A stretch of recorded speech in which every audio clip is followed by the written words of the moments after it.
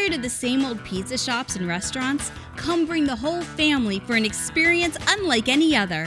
Where else can the kids sail on one of 2 pirate ships and play with SpongeBob or Elmo in our 6,000 square foot family fun center while enjoying the area's best pizza, pasta, cheesesteaks, hoagies, salads, and much more from our huge menu?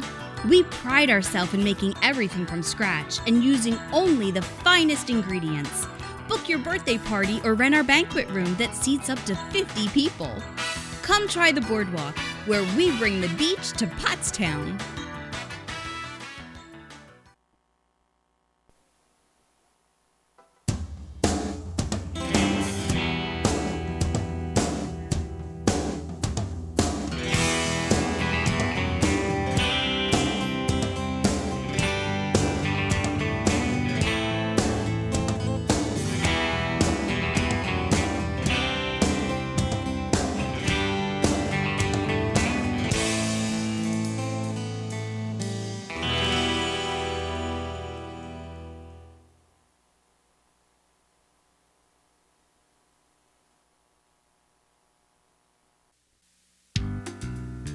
Joe's All-American Pub, located at 519 Pikeland Village Square, just off Route 113 in lovely Kimberton.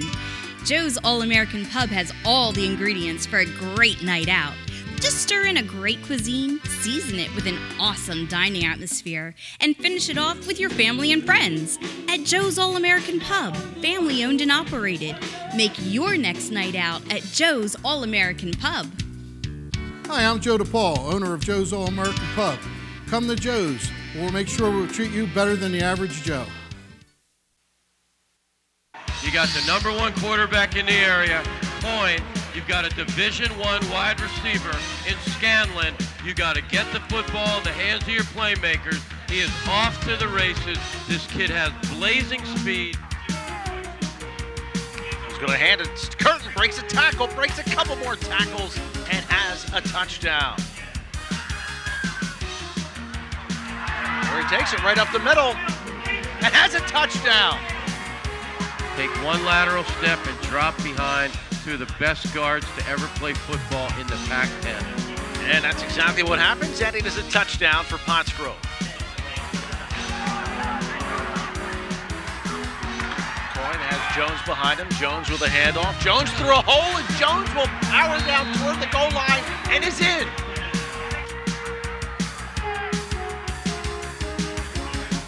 It's going to be Hudgens. Hudgens breaks into the clear, and this is going to be 6 for the Falcons.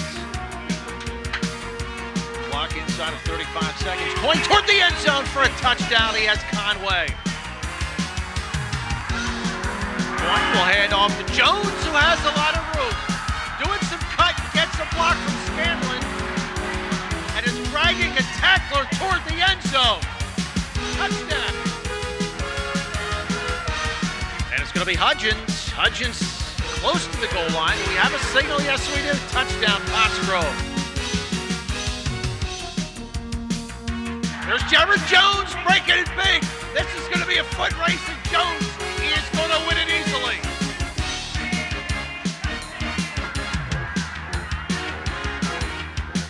Hudgens will just run right up the field and into the end zone for another Falcon touchdown. Coyne floats in end zone, has Scanlon for the touchdown. Maybe that's what they wanted to do.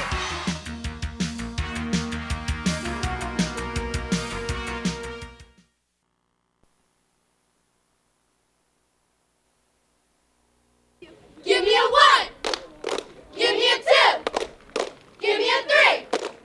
It's PAC10 on PCTV.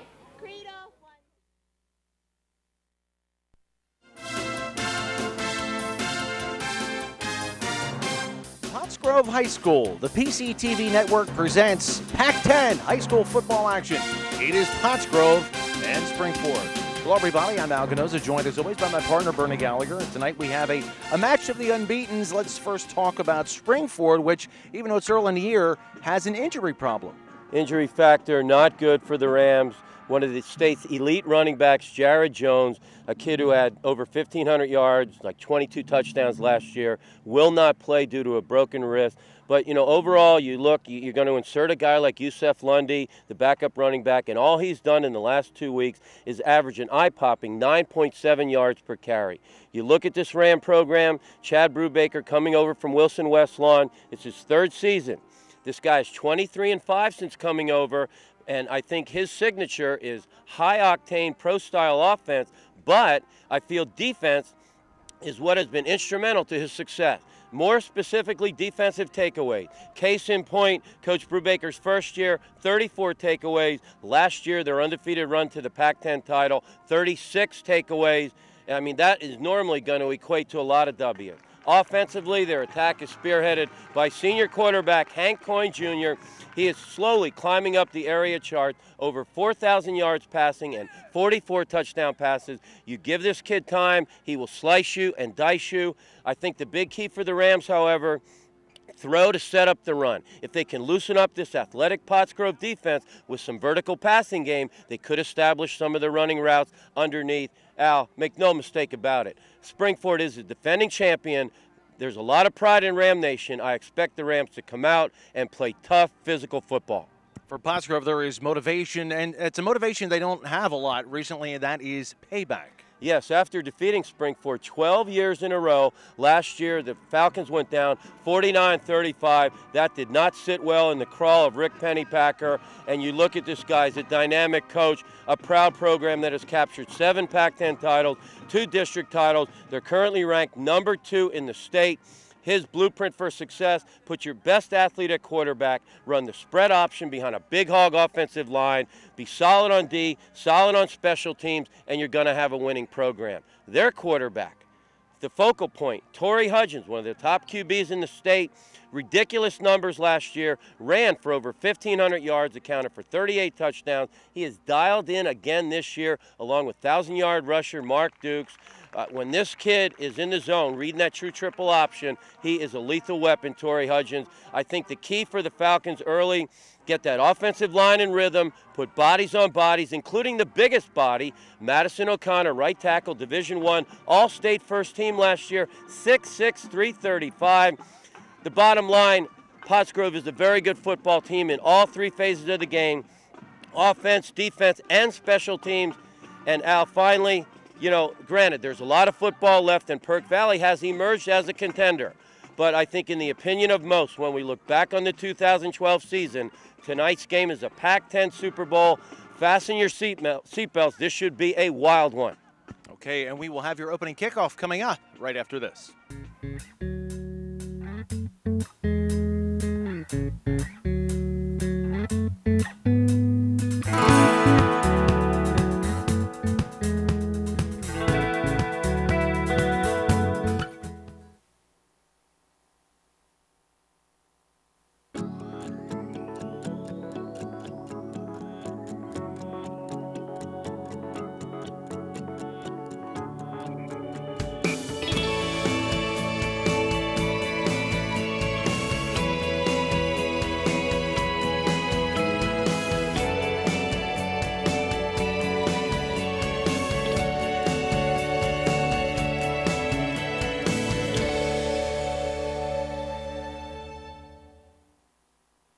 Are you tired of looking at that dark and dingy car you're driving?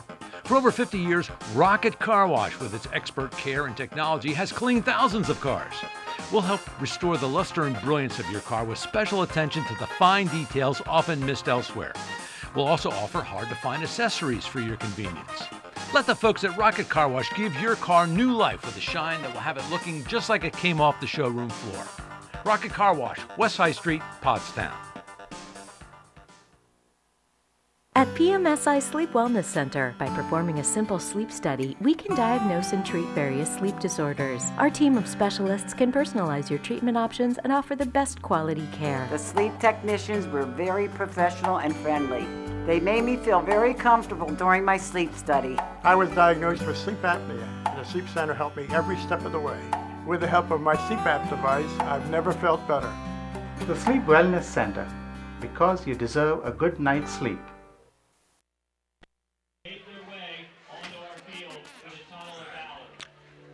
And pregame ceremonies. Pottsgrove is honoring some of our military personnel. I'm assuming that's past and present. Al, pretty impressive what's going on. It's known as Operation American Pride. Veteran and current soldiers are going to line the field. They will present the colors for the national anthem, and we will also hear a musical medley by the Pottsgrove Band of the Army, Navy, Air Force, and Marines, which you can hear right now.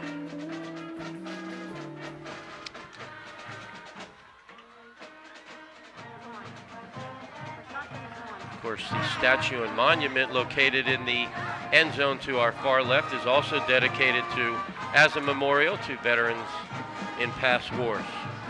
That was a nice touch. All this being directed by Gary Dorenzo, the athletic director. Said to say hello to Al.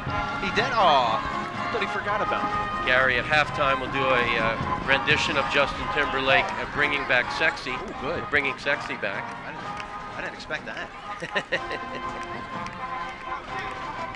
But I'll tell you, being the son of a Marine, my dad was a Marine sergeant, I just can't tell you how much appreciation and love we have for these men who sacrificed and left their family behind to go fight abroad. They do things up nice here. I got to give that Dorenzo fella credit. And that Pennypacker gentleman. The brand new Falcon mascot out there in the middle of it all. Pretty impressive mascot. Look at that tail. Of course, the cheerleaders and the band out here 2 hours early doing a tremendous job.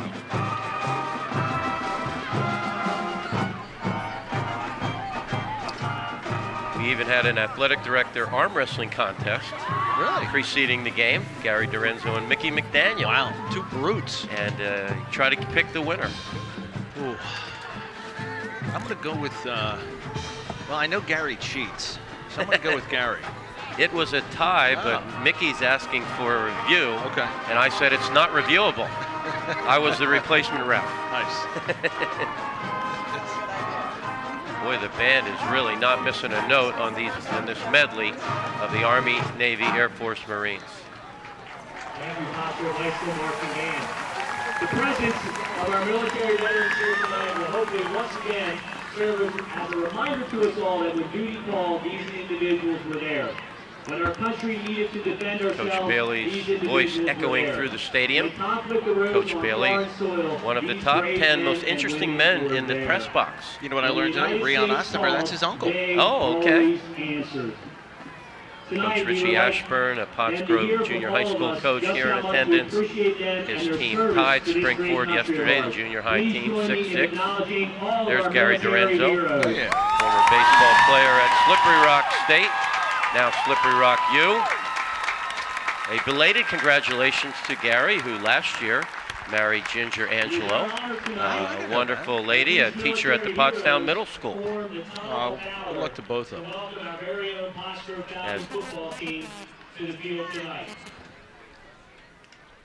And Al, in honor, of course, you have your camo gear on.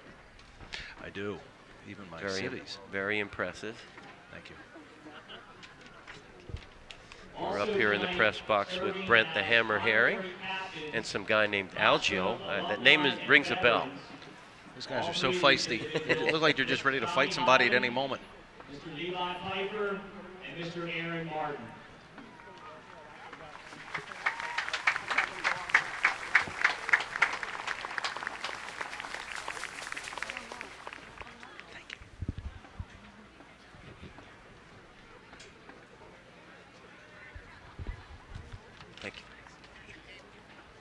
We want to send a special thank you to the Parents Teachers Association and the Booster Club for sending a lot of food up here to the press box. Of course, the Hospitality Award every year now, a tie between Boyertown, Upper Perk, and Pottsgrove.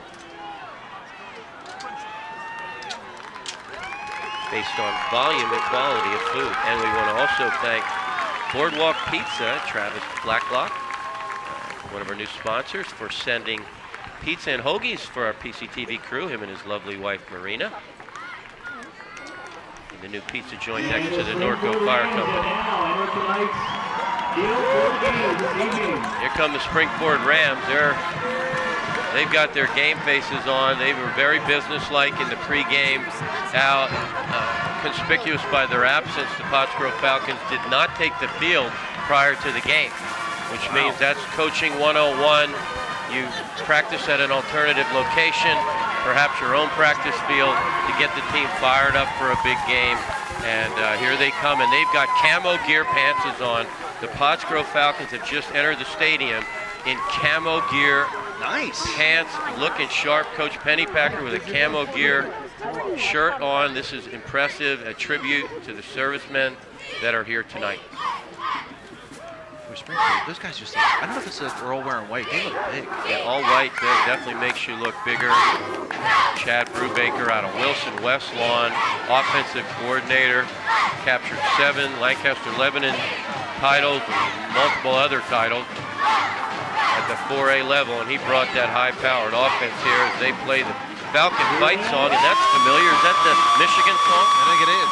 I think Michigan stole it from Pottsgrove. And there you can see the Falcons in their camo gear take the gridiron with 4 American flags. We're going to take a break. You're watching PAC10 football on the PCTV Network.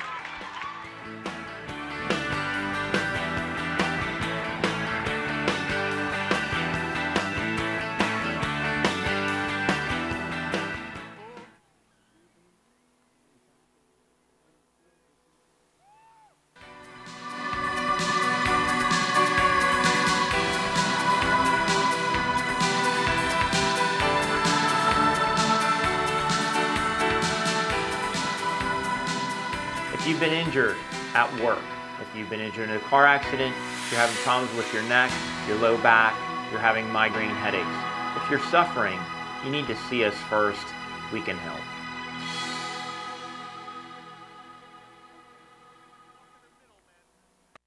Okay, you won the toss. You're electing to defer. You'd like to receive. Okay. So Springford make a straight line over there, Pottsgrove. Pottsgrove winning the toss but deferring until the second half. Pottsgrove has won the toss and they will defer to the second. It'll be Springford's ball. All right, man, shake hands one last time. Wish good luck. Let's have a clean football game. Fans, may I have your attention, please? At this time, I would ask that you all... Another warm, I wouldn't say hot, but another mild night. Certainly does not feel fall-like. I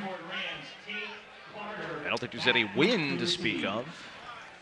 Maybe a little bit of breeze. See the flag fluttering a bit. The field deceivingly aesthetic. It did rain considerably heavy locally in the last 24 to 36 hours. There are going to be some tender spots, especially between the hash marks. Number 3 for Pottsgrove, I have is Montez Young, a sophomore. Tate Carter, the dangerous wide receiver for Springford, deep. See if they kick his way. They kind of do. Carter's going to end up with it. Going to have a lot of company back there. Good coverage by Pottsgrove. They're all over him. All over him. Good containment. Khalil Montague, he's in there. So you got a new kicker in John Klinger, a big improvement for the Falcons right away in the very first action of the night. What many saw as a chink in the Falcon armor. They got a guy, obviously looks like a soccer player, that comes into the game. Now you got him pinned all the way down to the 10-yard line.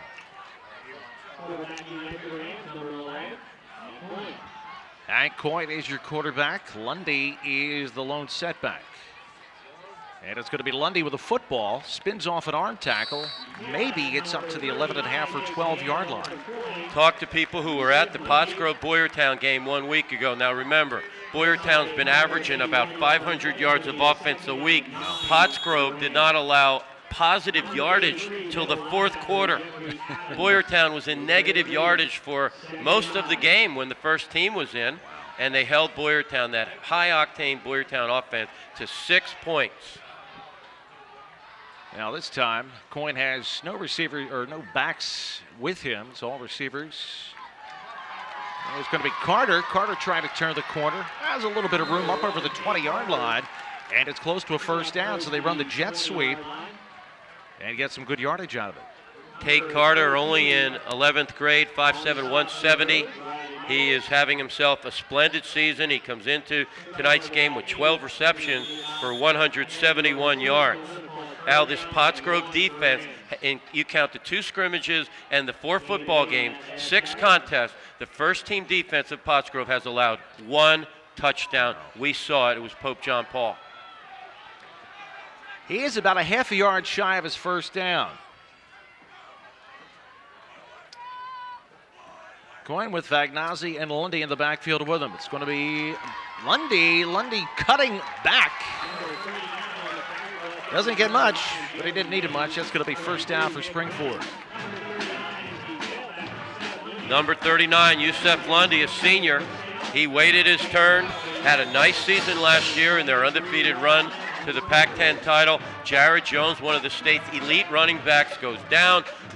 Enter Lundy, averaging an eye-popping 9.7 yards per carry.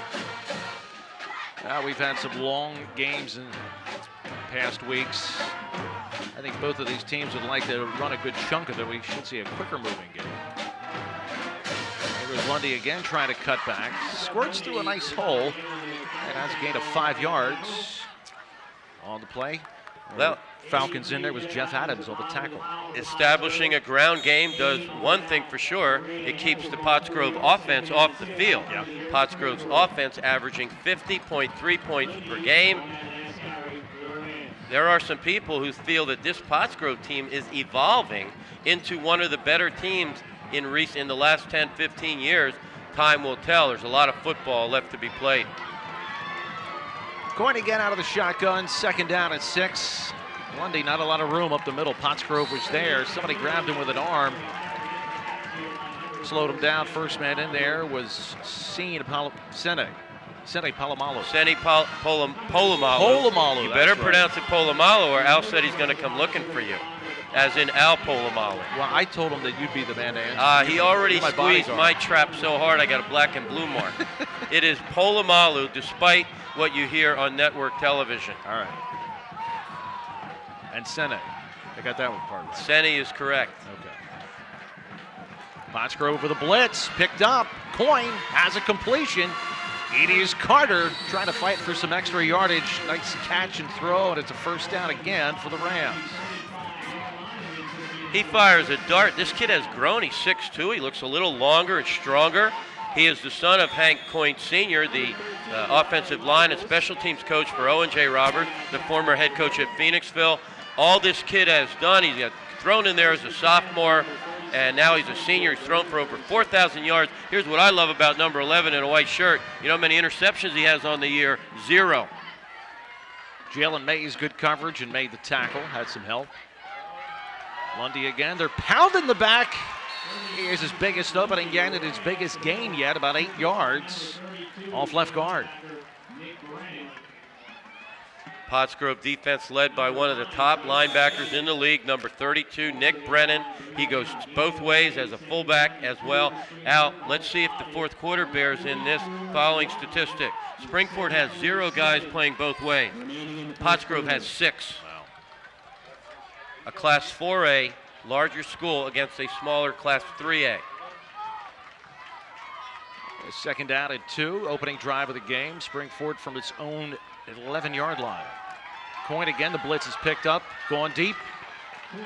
And the coverage was good. Closest receiver to the ball was R.J. Sheldon, but he was well covered. And Montrell Frisbee, number 4 for Pottsgrove, with a key play there. He slowed the tight end down before the ball was in the air. Otherwise, they might have had something right up the middle. Springford so good back in the mid-90s. Tying for a title in '98, had some down years in and around there, but they have come back.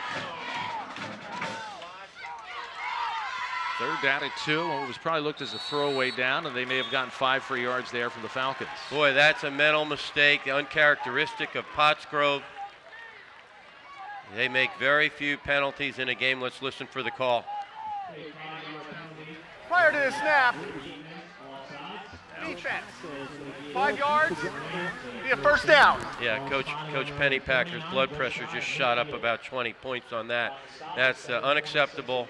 But, I mean, you look at the box score week in, week out. Pottsgrove, 1 turnover, 3 penalties.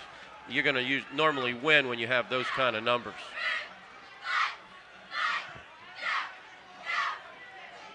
Coyne's been pounding Lundy. He's going to do it again. Lundy picks his way through an opening at the secondary, gets inside Pottsgrove territory and down just inside the 45-yard line. Al, I want to correct myself. Number 4 for Pottsgrove was Seni Polamalu, was the one who had that key play on that pass play of a couple plays ago. His father, Al, of course, a member of the 1986 Penn State National Champions, and his uncle, Kennedy, the O coordinator for Southern Cal, and some other guy named Troy. Yeah, I've heard of him. And congratulations to Micah, scored a 21-yard touchdown for the Naval Academy last week. Lundy yet again. Pottsgrove is there. Now the first guy in there for the Falcons was Nick Brennan, and the pursuit followed. Brennan busted that play up.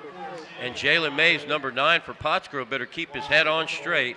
There is a penalty flag on the field. It was holding, offensive holding. Mays was being held. Mays got up from the ground and did a 2-handed chest push. And he is fortunate that there was not a white striped shirt anywhere in proximity. These are not replacement referees. Thank goodness. Although some of these guys might have actually reffed in the NFL. Holding on the offense, 10 yards from the end of the run, still second down.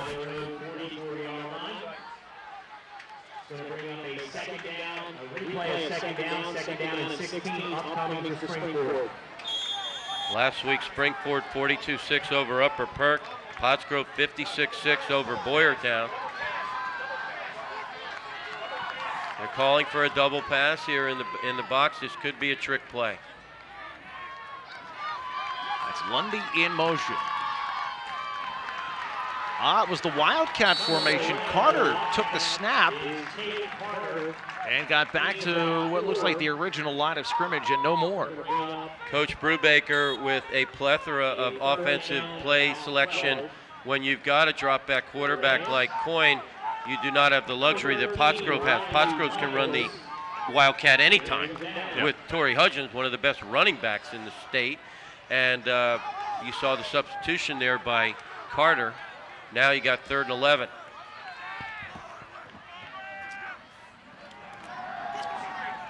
Coyne setting up the screen. It is picked off by Brennan, and here he goes down the sidelines. Brennan pulled down from behind at the 15-yard line.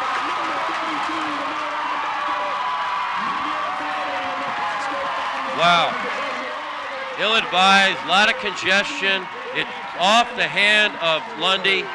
Lundy does well to track him down. Polamalu wisely does not commit a penalty there. Nick Brennan, one of the top backers in the league, with an enormous play early on. You're in red zone. Now you need points off turnover and red zone efficiency. Let's see what develops here. Springford lucky they didn't get hit with a late hit there too. Falcons' first time on offense, 6.5 minutes off the clock for Springford. They get nothing, and getting not much more than nothing here is Mark Dukes. Dukes, a 1,000-yard rusher from 1 year ago, off to a terrific start. Again, they're sending people out. Those are the things you're looking for in the press box. What are they in? Are they sending people? Any new defensive backs back there that we can go after? Another look, you can see it's off of Lundy's hand. Ill-advised. Sometimes you just got to take the sack. That was almost like a Michael Vick type turnover. Yeah. Hudgens is going to keep it. Hudgens turns upfield, gets down to the 10-yard line. That's going to bring up 3rd down at about 5. Hudgens deceivingly fast. Remember now, number 5, he's a senior now. This kid is one of the top quarterbacks in the state. He's more of an option quarterback, even though he has excellent arm strength. He got thrown in there 2 years ago when Terrell Chestnut was injured, and all he did last year was run for over 1,500 yards, 28 touchdowns on the ground, 10 in the air. That's going to be Brennan. Brennan with a touchdown, Pottsgrove. Huge hole, 10 yards, and the first score of the game. Offensive line getting off the ball, staying on their blocks. Easy pickings. Center Zach Birch makes the call. Left guard Tommy Safakis, Patrick Finn, Anthony Pond, Madison O'Connor, and the new tight end Jeff Adams getting the job done. Now, they were very weak on extra points a few weeks ago. Let's look for an improvement here. Montes Young. Oh, no. Nope. Now the woes continue on the points after touchdown. But Pottsgrove turns a big turnover into 6 points. You're watching PAC10 football on the PCTV Network.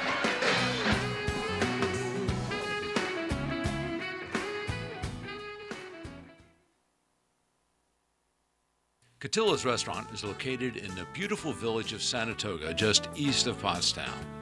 Catilla's Restaurant offers lunch, dinner, and takeout Tuesday through Sunday. Catilla's offers off-premise catering and corporate delivery, as well as our beautiful banquet facilities. The Creekside Lounge is open 6 days a week and features entertainment and good times. Catilla's Restaurant, relaxed dining with a view.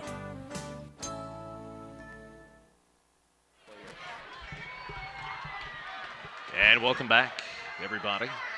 I think I was calling Bernie, who is the kicker for Pottsgrove? The new kicker, there he is, number 3, John Klinger. Okay, a recruit, program. Yep, recruit off the soccer team. Much needed improvement, and he's also a tennis player for Gus Tellis. That's pretty exciting. Routine is Danny Matthews. Danny Matthews with a good return. And I think I see a penalty flag down as the return goes up to the 30-yard line. So Springford with that big holding penalty, which put them in the passing situation, which led to the turnover, and they may be facing another penalty.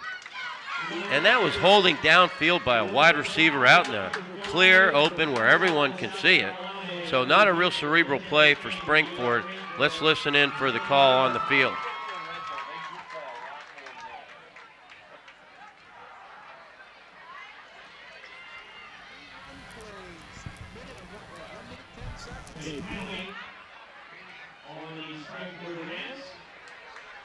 Well, Springford, first time started at its 11, this time at its own 15, so a little bit of an improvement there, but still not great field position.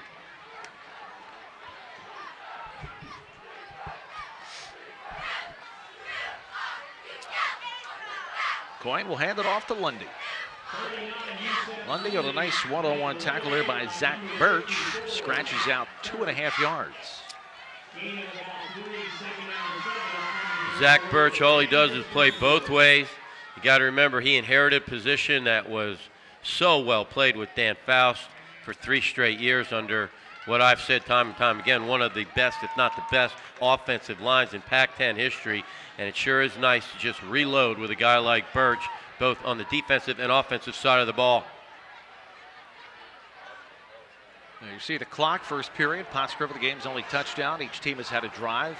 Springford, the game's early turnover. Coyne, nice job to avoid the blitz. Avoids another tackler. Cranks it up way downfield, and it is almost caught for a diving attempt by Ben Shine. But I'll tell you, give Coyne credit for avoiding a sack on 2 occasions. Ben Shine shows terrific versatility. He's also the kicker. I'm wondering if he's related to the former head coach of Upper Marion, now the co-defensive coordinator for Springford, Steve Shine. Shine is a real weapon on kickoffs. He, about 50% of the time, kicks the ball in the end zone. These are big-time weapons. You want to compete with the Coatesville, the Downingtown East of the world at the 4A playoff environment, you better have a good kicker. 3rd down and about 6.5. Coyne with a nice toss. It is caught. And some big yardage here by number 7. That's the first time we've seen Gary Hopkins touch the football. He makes a big gain out of it on a nice dart by Coyne. Hopkins, a real threat, a weapon in their arsenal. He comes into tonight's game, 13 receptions, 156 yards. The ball fluttered a little on Coyne, but it still got that snap, that velocity. He is markedly improved from 1 year ago. Gary Dorenzo just came up, paid us a visit. I feel honored. He dropped off your Metamucil. It was about time. Coyne going to chuck it deep. Has Carter out there, and just a bit too far. And of course, if you're talking about blanket coverage, it is that guy, Marquise Bearfield. He is excellent at one-on-one coverage. He's diminutive, but he is very skillful. And what you had last year on the same play was a Division I wide receiver, and Andrew Scanlon. Now, nothing against Tate Carter, but he's got to prove to me he's a Division I wide receiver, not as tall as Scanlon. Scanlon off to a good start. Northwestern, I believe they're 4-0 right now. Also off to a good start. Scanlon making us Pac-10 proud, playing Big Ten football. Lundy shakes off a tackler and gets a couple of yards, but give Polamalu credit. He slowed him down enough till help arrived, and Birch into another tackle. Polamalu, a different kind of player in Sene, different than Micah, more physical, perhaps a more defensive-oriented, that prototypical strong safety that his uncle, or cousin, I'm sorry, Troy plays. But he has really developed. The Pottsgrove coaches are very pleased with his attitude. He's a 4.0 plus student. Maybe, you never know, maybe another Naval Academy guy. Yeah. Well, it's not too shabby when you go to the Naval Academy. Trick formation here by Springford. Bunch. 3 receivers out near side. Coyne with a lot of time. Fires it. Has his man. It is caught for a first down at the 35-yard line. Looks like Sean. No, it's not Sean. It's Joe Sink. Joe Sink, number 8. A lot of weapons in the Ram, on the Ram roster. Sink with a good fingertip catch. Yeah. These kids were out all summer with or without coaches, and they just worked on down and out, down and in, curl, pump and go, fly, post, flag. There you can see Chad Brubaker. We'll talk more about him as the broadcast goes on, but he's sitting in a growing 4A district. That's a dangerous combination, a good coach in a growing 4A district. Quadier Miller on the tackle. Looks like Pottsgrove came up and entered the old neutral zone. 5-yard penalty against the Falcons.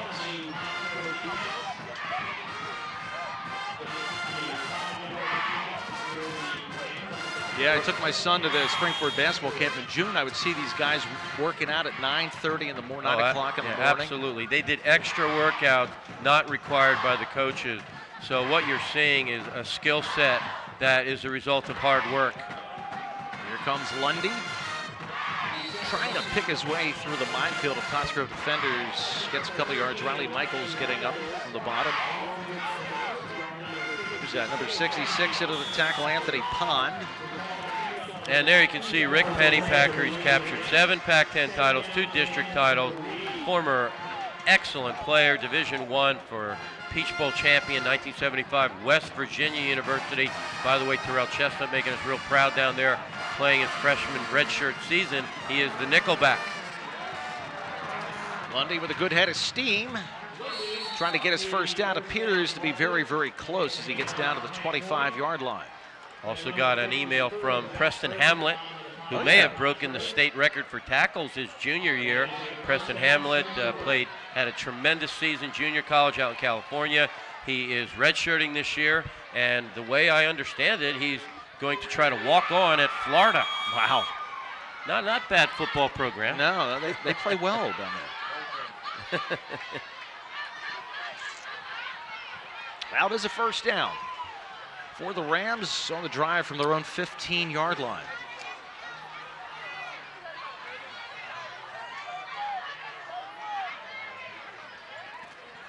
Coyne is going to hand it off to Lundy. He doesn't have much room up the middle, but still makes the best of it. Riley Michaels had a hold of his ankle, which eventually got him down. Coach Brubaker has staffed very well. Co-defensive coordinators Jim McJr., Steve Shine, add-ins Chad Strickler, Dale Bergman, Jared Hostetler, DJ Bach, Bobby Swire, Steve Ansbach, Sean Smith, Alex Fegley, former Pottsgrove quarterback Eric Hill. Oh, yeah. What a staff they have assembled in Ram Nation. They get the snap off just before the time expired. Coin, laser over the middle. It is picked off. That is Jalen Mays who went down and got it, and another turnover as the first period ends. We'll be back with more. Pottsgrove will get the ball back. Start the second quarter.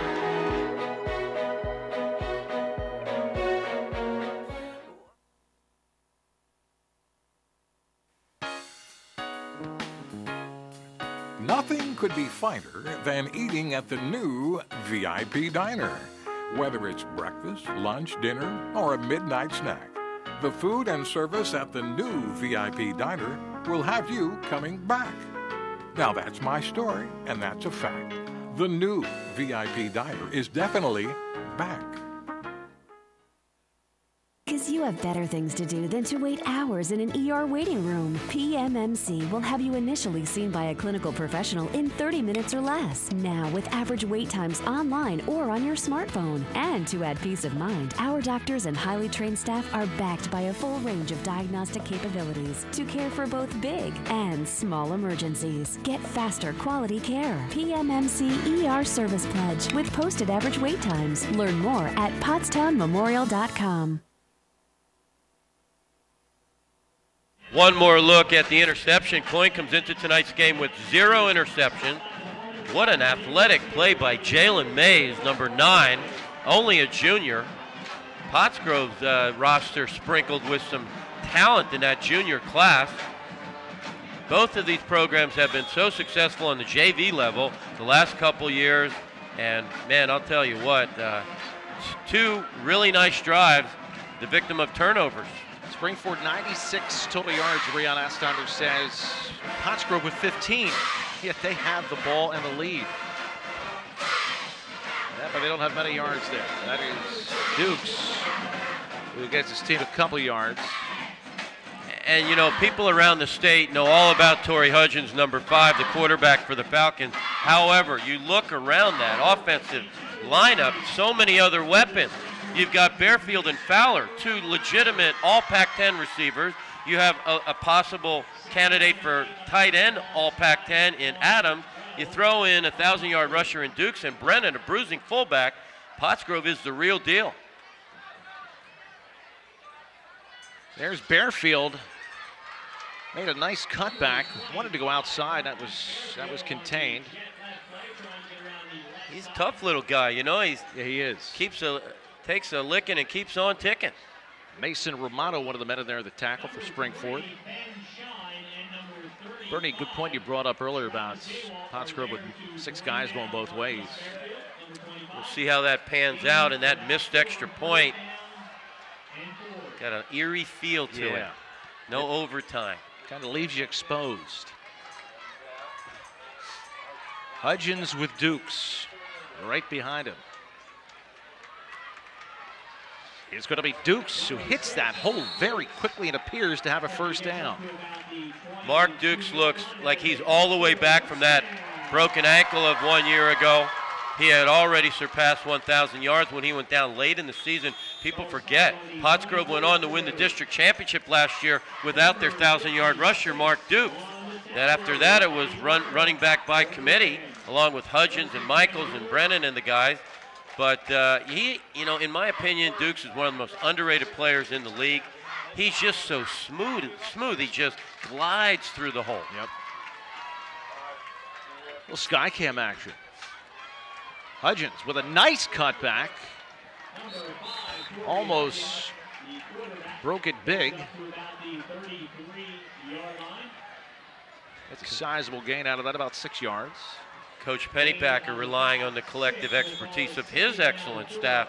Bill Bradford, Bill Hawthorne, Jim Algio Jr., Mike Tomaso, Eric Engstrom, a former Ram, Preston Moser, Richie Ashburn Jr., Josh Ford, and Brent the Hammer Herring.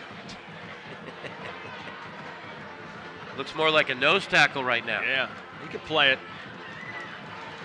Dukes does not quite get his first down, gets a couple yards. Other guys getting up there, you saw, was Kyle Hoffner for the men in white. Yeah, we talked about the results from 1 week ago. You had to be ecstatic. when you woke up Saturday morning. Owen J. Roberts pulled off the upset of the season so far. Stunning Phoenixville, 35-19. What a big W for Tommy Barr and the Cats. Yep, that was a big one. You had a good weekend with Notre Dame. Notre Dame won, yeah. Well, the Eagles kind of ruined it, Yeah. but at least Owen J. and Notre Dame won. Notre Dame off this weekend, my nerves get a break. Wow, who got the ball? I don't know if Hudgens got a chance to pull it out of the ball carrier's belly or not, but it's going to bring up 4th down. It was like Bearfield had it. Yeah, on that defensive side for Ram Nation, you've got 2 tackles in Bobby Varner and Mason Romano. There we are up in the Who's got press box. Is that Michael Johnston down there? That's Peanut. The Peanut Gallery. But this D-line for Springford, Robbie Varner, Mason Romano, and Ian Hare is a man-child at linebacker. And remember, these 11 guys play defense only. And you look at number 88 in the white shirt on the near side defensive end, that is Zamir McDowell, who is the top center in Pac-10 basketball. We're going to take a break, 8-12 till halftime. Falcons on top, 6-zip.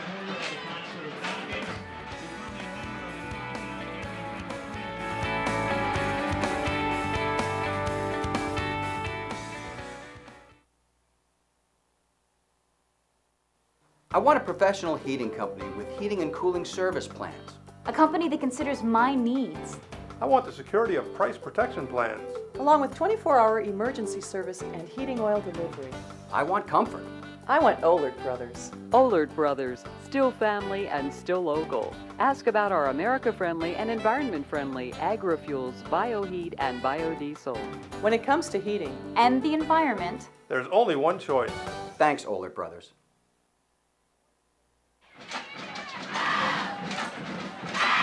Yeah, hey. Gary Glitter, History of Rock and Roll Part 2.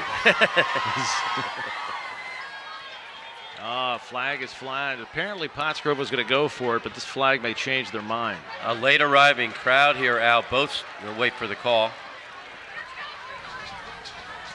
Oh, boy. Yep, that'll mean a punt. Coach Pennypacker's blood pressure just shot up another 20 points. Yeah, it's up into the 400s And now. he just blew out some assistant coach's eardrum. But, you know, that's his style. And you check your ego at the door if you want to play football or coach for Pottsgrove Falcons. And all they do is win every year. Fowler to punt. And barring a tragedy, Springford's going to have good field position. Nice high punt. Oh, and it's fumbled. That's the tragedy. That recovered by Springford. Boy, heads up play, and saving the day was Connor Murphy, or that would have been a turnover number 3 for Springford on the Knights. All right, we're going to take another break. Falcons on top by 6.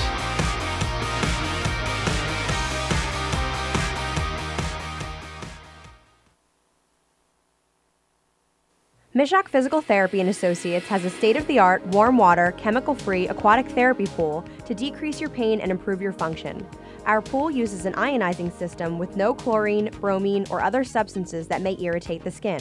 Studies show that aquatic therapy can decrease pain faster, increase cardiovascular stamina, and improve muscle strength and flexibility. Mishak combines hands-on treatment with aquatic therapy to give you the best opportunity to recover. We serve patients of all ages with flexible hours and individual programs. Mishak Physical Therapy. We are here to serve you. First down run by Springford. Lundy took it. Riley Michaels shot the gap and tripped him up, held him to about 1.5 yard gain. That Michaels family is just good lineage. Yeah. And they're all aggressive, they're all fast, and they're all smart. Do they all wear number 13, or is that my imagination? I think 2 of the 3 did. Okay. Another bunch formation. Trips, actually. I got you. Coyne's going to fire deep. Man down the sidelines. Blanket coverage. This time by Fowler. It was 7-on-7. Hopkins, the intended receiver. No room to put that football.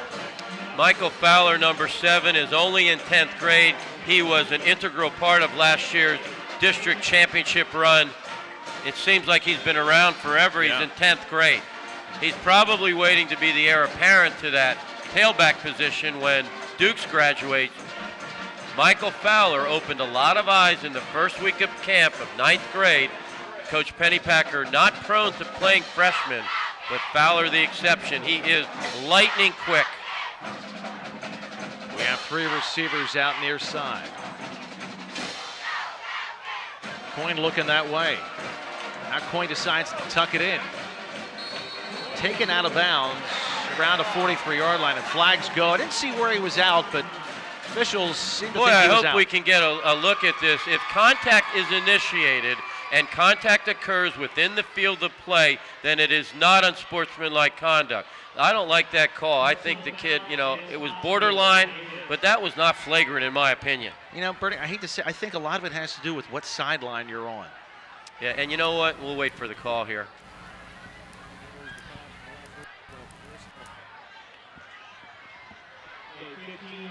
I'll rephrase that. I don't like the call, but in this day and age, it seems like the last 5-6 years with the concussion syndrome problem, whether at the pro, the college, or the high school level, if it's the quarterback, let's put it this way, if that's Lundy, it's probably not a penalty. But because he's wearing number 11, you know he's garnering attention, so that's gotta be working through your mind.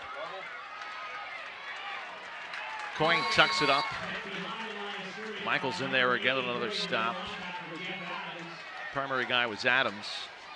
And I think, too, in that instance, he was looking to get out of bounds. I think if the referee sees that, it's not like he's trying to fight for extra yards. Yep. Coach Brubaker, 12 years at Wilson West Lawn under Jim Cantafio, Hall of Fame coach. 114 wins in 12 seasons. You do the math, that's 9-10 wins a year. They also won 7 league titles, and we'll talk about their 2008 team in a second. Cosgrove shows blitz, long count. Coyne can't find a man, goes short underneath, and nobody there. In 2008, Chad Brubaker and Wilson Westlawn were 14-1. They made the Final Four in Class 4A state. If you remember, it was a triple overtime thriller. They lost to Bethel Park in the state semifinal. So Chad Brubaker used to some warm waters, the Lancaster-Lebanon League, and they just dominate that every year. I find it interesting that Wilson Westlawn plays most of their sports in Berks County, but they choose to play football in another league. Yeah, that is weird. This is a big play here, Al, with 6 minutes till halftime. Springford has moved the football, but each time they've turned it over. Coyne rifles it. Well shy of his first down. He's going to get some of the yards. Joe Sink made the catch, was hit immediately. Will bring up a manageable 4th down. You wonder, maybe perhaps that was the only option, but now you're in a tough situation. It's 4-down territory. You don't want to punt. You're down on the 24-yard line. It's a 41-yard field goal. This kid has the leg, but you're on the road. You're down 5 minutes till halftime. You got to believe in this high-octane pro-style offense that they can get the 7 yards.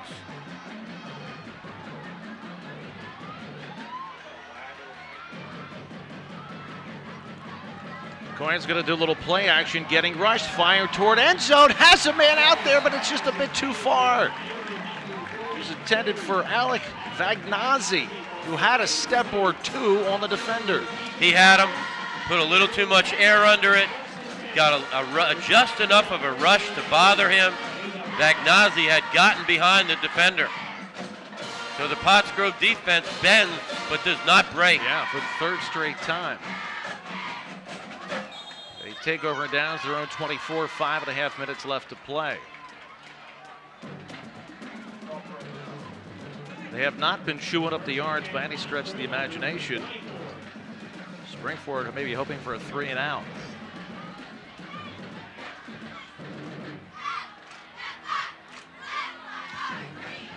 Hudgens, grabbed by the shirt by Zamir McDowell, slowed him up until reinforcements came.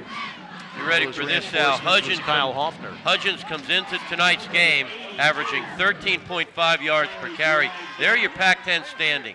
Now, all of a sudden, Perk Valley's in the mix. A stunning 57-27 victory over a pretty good Pottstown team 1 week ago. So this is kind of Super Bowl Part 1. We're going to have Super Bowl Part 2 and 3 coming up in late October and early November when Perk Valley plays Springford and Pottsgrove. So we have some more games to circle on the calendar. Second down, about 8 for the Grove. Gonna get the handoff to the fullback. Brennan, not much at all. Both of these teams sitting in a pretty good position for playoff. Pottsgrove always one of the top district seeds in Class 3A. They are the defending champion. They've got their work cut out for them this year if they make it to the final in Coatesville, playing an excellent Westchester Henderson team. Springford probably looking at a road game in the first round of the playoff. You got to go visit a Coatesville, a Downingtown East. You better have your gear strapped on for that, as Springford found out 1 year ago when they got pasted in the first round of 4A playoffs. Hudgens rifles it over the middle, and it is incomplete. He wanted Quadir Miller. And instead, Pottsgrove's going to have to punt, and Springford again should get pretty decent field position. Man, I'm watching number 88 in a white uniform. He is really grown. He's about 6'5", 6'6". Zamir McDowell, the defensive end to the lower side of your screen. He is the star center. He's a 4-year starter on the basketball team. But right there at the bottom of your screen, watch number 88 in a white shirt. He's a big guy, very athletic. He puts a good rush on Fowler. Pottsgrove, good coverage on Carter, who makes the catch. And the Rams, 3:51 left to play first half, have the ball on their own 45-yard line when we return.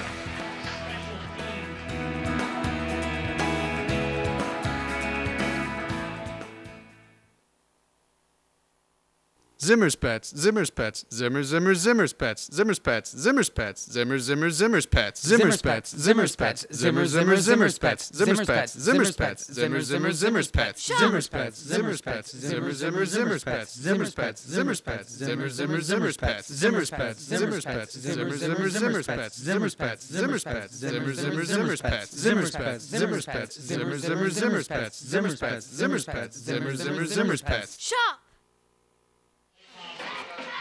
And we are back. And a rapidly moving first half, a lot of running tonight. Springford opened a lot of eyes around the state when they rallied for a come-from-behind victory over an excellent Whitehall team out of the Lehigh Valley.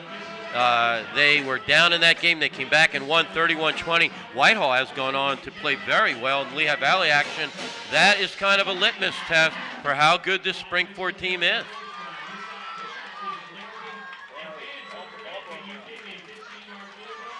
And again, you can see the camo gear pants that the Pottsgrove Falcons are wearing. Tonight is Operation American Pride, where we're honoring all the veterans of past wars as well as current members of the armed services. Hank Coyne is going to hand to Lundy, who has his biggest hole yet.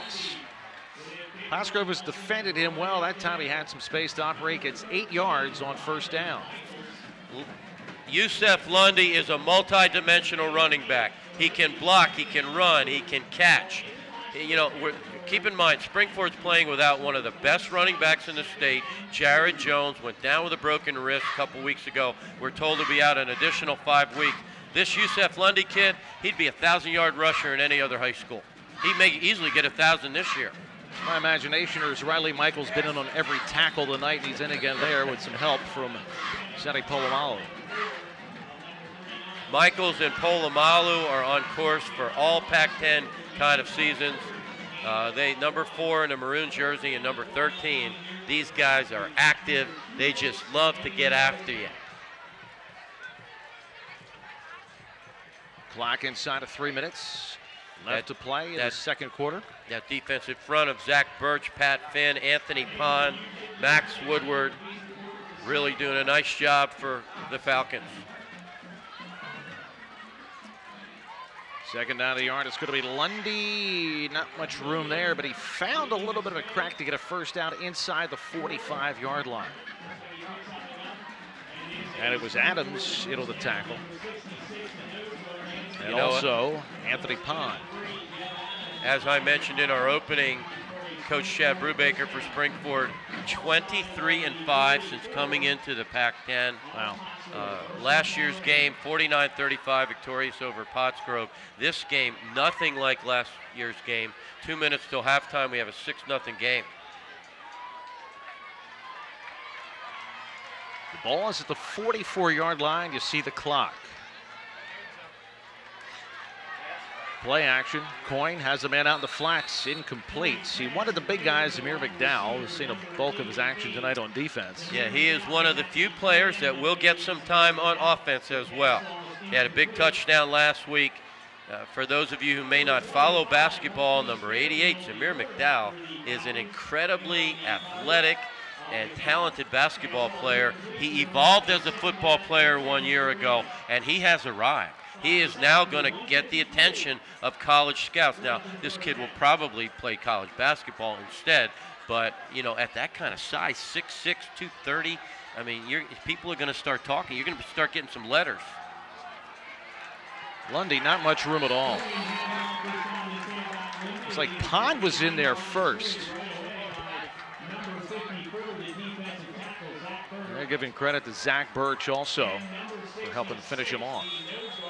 There was talk in Pottsgrove Nation all year about how hard Coach Pennypacker took that loss 1 year ago. You and I did the game.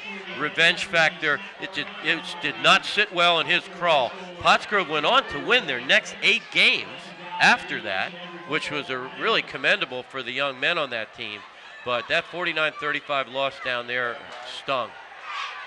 Coyne fends off the blitz, went high. Carter couldn't quite come down with it. I don't know if he wanted Carter or if he wanted Shine, but it's incomplete. Coyne drifts to his right to buy some additional time. Riley, such a nuisance, always looking to bother him. But what we're seeing is lockdown, covered corners like Bearfield, Mays, D-backs like Fowler and Mays. They have the athletes to line up and put bodies on bodies with Springford. Well, one thing you've seen both teams do tonight, you really haven't seen it yet this year, is punt.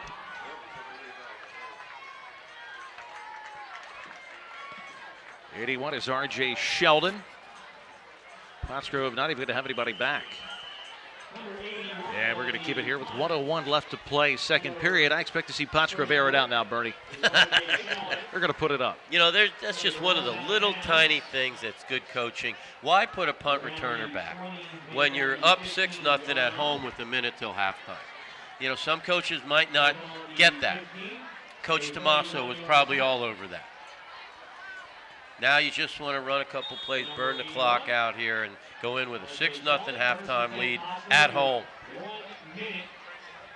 And if I'm not mistaken, you get the football to start off the second half. Hudgens last week, 6 carries, 114 yards, 3 touchdowns.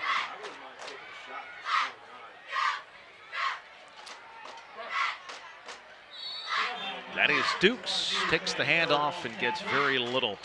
Scratches out a yard or 2. Pottsgrove fullback Brennan, not a bad week one week ago. 4 carries, 114 yards, 1 touchdown, averaged 28.5 yards per carry. Springford's going to burn a timeout. They're going to try to see if they can make Pottsgrove punt. You never know. Get a block on a punt. I'm not sure how many timeouts that the Rams have left. But if they have all of them left, then Pottsgrove will be forced to punt. Yeah, at least make them snap it. All those fatigues, I know that I see Brent Herring up here wearing the same fatigues that he used to storm out of that dinner with Penn State back in the Fiesta Bowl in '86. Yeah. Also 1 week ago for Pottsgrove, Michael Fowler, the younger brother of Johnny Fowler, an 80-yard punt return for a touchdown. So that's like 4 or 5 years in a row now. The #1 punt returner in the Pac-10 has been a Fowler. Their family owns that distinction. 42-0 at halftime over what was thought to be a pretty good Blairtown team. Well, I'll say. Shocked me when I saw the score. And again, you look at the box score. Pottsgrove, 1 turnover, 4 penalties. W. Second down at 7. Hudgens will take it, get a yard. See if Springford calls timeout. They do. With the clock showing 45.4 seconds left. Uncharacteristically warm night, Al. We are going to take a break with 45.4 seconds till halftime. Falcons on top, 6-zip.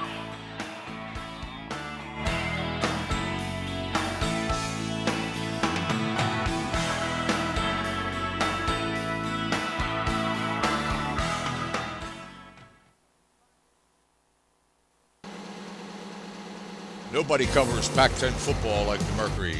Whether you want award-winning coverage and helmet-crunching pictures or comprehensive insight, stats and standings, we tackle it all.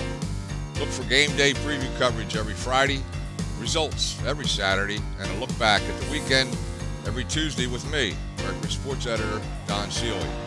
We keep you ahead of the pack. For home delivery, call 610-970-4500. Down there. Deb, how you doing? We are in the Falcons' nest. Hudgens will not get the first down. Falcons all over him. Our sideline warrior, Debbie Tellis. Got to watch her on TV this week. It was awesome. Harris Family Ministries, an excellent Christian message, and kept my attention for a full 30 minutes on the PCTV Network. Oh, yeah. I'm out of the county now. I don't get PCTV anymore. And you can check us on our website. You can watch any of these games or PCTV Network shows streaming online. Oh, that's right. Just Google PCTV. Our website is ThePCTVNetwork.com. This game will be shown about 10 times between now and next Wednesday. Well, people are wondering, why did Pottsgrove call timeout? Well, they would have gotten a delay of game penalty, and the clock would have stopped anyway, and they would have been backed up 5 yards, still had the punt. So I think that's why they called timeout. And 8.3 seconds remain. The chess game, the violent chess game that football is, continues. You can see it's a packed house. Visitor stands packed, home side packed, late arriving crowd. Al, they're up on the hill now, reminiscent of 2000 and 2001. When I was coaching for Pottstown, and we had 10,000 people at those games, back-to-back Pac-10 championship games. They got us in both of them, but we got them back in 02. Yep. That group with Brent Steinmetz, that 2000-2001 group, that may have been the best Pottsgrove team I've seen. Yeah, they were good. Of course, 2009, the district champion, Chestnut Green, Polamalu, Hamlet. I mean, you could have an argument there. You go back in the day to Justin Foster and Beasley and the guys. What are they doing here, Bernie? 4th down and 5, and they called timeout again. Were they actually going to go for it? No, I don't believe you're going to go for it because you risk Springford getting a crack at the end zone. Well, maybe they would at least try to run around back there and burn the time. Yeah, well, I want to talk quickly about our sponsors. If anyone out there is interested in running a 30-second spot, you can contact me, Bernie Gallagher, on Facebook, or Gus Tellis, call our PCTV crew. The sponsors are the reason this football game is in your living room. Get out and support these people. Let them know you watched Pac-10 football on the PCTV Network, and thank them. And Boardwalk Pizza, especially Joe's All-American Pub, some of our newer sponsors, Montgomery County Community College. Get out and support these guys. We got a big pizza eating contest coming up in October. And it's just real exciting. And, people take for granted that the sponsors are the reason you get to enjoy Pac-10 sports. Yeah, I don't see a punter out there. This is dangerous. Yeah, I mean, they're gonna guess that he can run around for 8 seconds. This is a gamble. Or, oh, they did that. That's not going to be enough for a first down, though. Yeah, it was hard count all the way. There's no way they were going to take a chance in running around for 8 seconds. You could have 0.2 remaining. Springford gets a pass play into the end zone, takes the lead into halftime. Yeah. But a real mental mistake by Springford. These are the little things that can deflate a team and cost you a title. Let's listen to the call. Now, is it enough for a first down? Nope. No. If they do the same stupid thing again, then it will be. What they may try to do, instead of punting and taking a chance at a block punt, they may try to run a quarterback sneak and get the first down, because you're looking at 18 inches here. If you don't get it, Springford could get 1 or 2 cracks at the end zone. Wow. Oh, no, they're going to stuff him. And Springford is going to get time to make a play. With 1.4 seconds remaining. Wow. I'm really surprised they did not run a quarterback sneak if you're going to make that gutsy call, which I'm going to be honest with you, I trust my punt team to get the punt off. Yeah. If you're going to make a gutsy call like this, the quarterback sneak is much less of a gamble. What a play by the Springford Rams. Number 57 is in there, Ian Hare. He has been a nightmare for opposing Pac-10 teams. And now with 1.4 seconds and a quarterback who's thrown in excess of 4,000 yards, they're going to get a crack at the end zone and a chance to take the lead in the halftime. This is gigantic. Wow. Coyne sends 4 receivers out to the far side, including your basketball center, Zamir McDowell. You got a 6'6" guy with a 35-inch vertical jump is going to go up for this ball. Coyne's going to throw it up for grabs, and it's just a bit too far out of the end zone. Closest guy was Hopkins. Wow, that's some excitement. In all that, there's only 1 touchdown. Pottsgrove has it on their first drive of the game. We'll be back with more after this.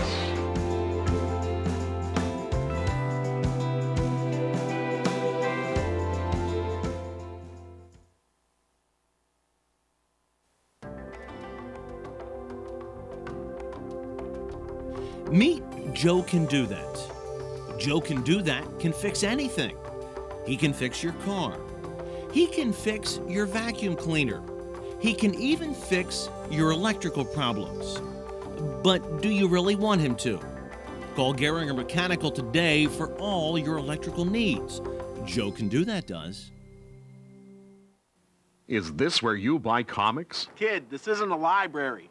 Hit the road. You should go to Humongo Comics. Hundreds of comic titles from major and independent publishers. Humongo Comics.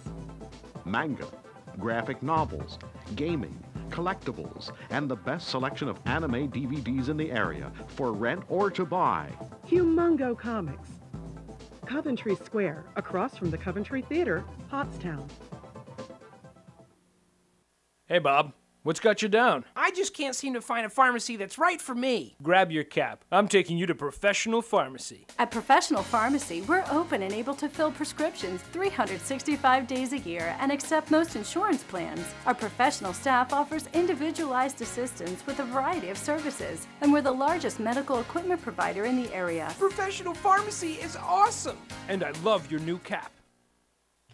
Pottstown Cash Traders, located at 232 High Street, Pottstown, PA, 610-705-0304.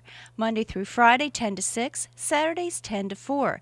Do you have items in your home that you're not using or just collecting dust?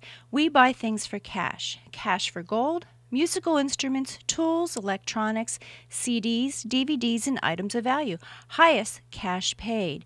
We are always buying and selling. We also buy gold, diamonds, and silver for cash. eBay services are available. Pottstown Cash Traders, located at 232 High Street, Pottstown, 610-705-0304.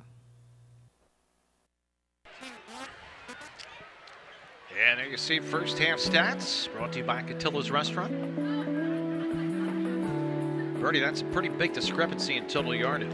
Well, yeah, the only numbers that really matter are what's on the scoreboard for visitor and home team. And right now the Falcons are up 6-0. What you do not see in that graphic is the number of turnovers. Hank Coyne Jr., the Springford quarterback, 0 interceptions coming into tonight's game. 2 picks in the first half. The result, a 6-0 Falcon lead. And we will be back with the opening kickoff of the second half after these words.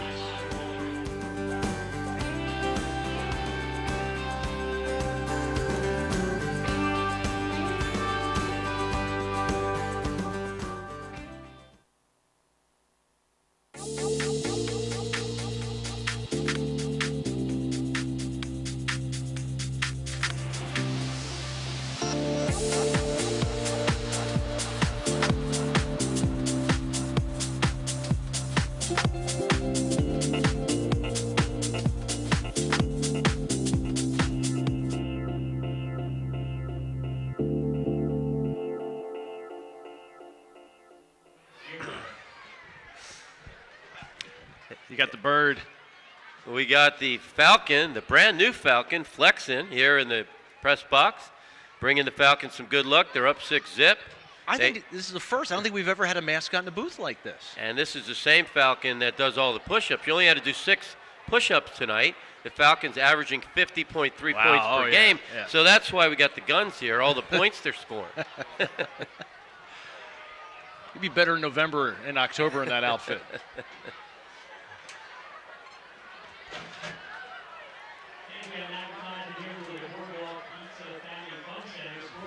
And there you see the fatigue guys. Coach Jim Algio on the far side there. That's the eye candy in the booth right there. Yep.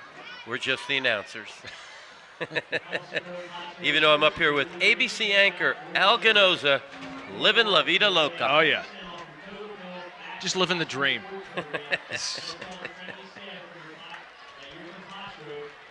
Well, you know, these two teams have played 47 times. Pottsgrove holding a 24-22 advantage with 1 tie. In PAC10 action, 26 meetings. Pottsgrove holding a 16-9 advantage with 1 tie. And there you can see some of the heavyweight press corps out here in mass. There is a lot of standing room only that is being filled up. The crowd is swelling, and we're almost ready for second half action.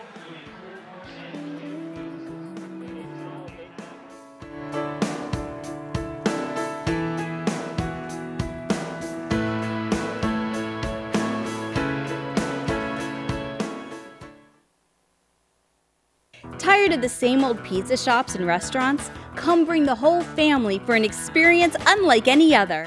Where else can the kids sail on one of 2 pirate ships and play with SpongeBob or Elmo in our 6,000 square foot family fun center while enjoying the area's best pizza, pasta, cheesesteaks, hoagies, salads, and much more from our huge menu?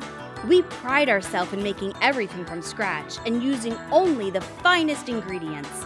Book your birthday party or rent our banquet room that seats up to 50 people. Come try the boardwalk, where we bring the beach to Pottstown.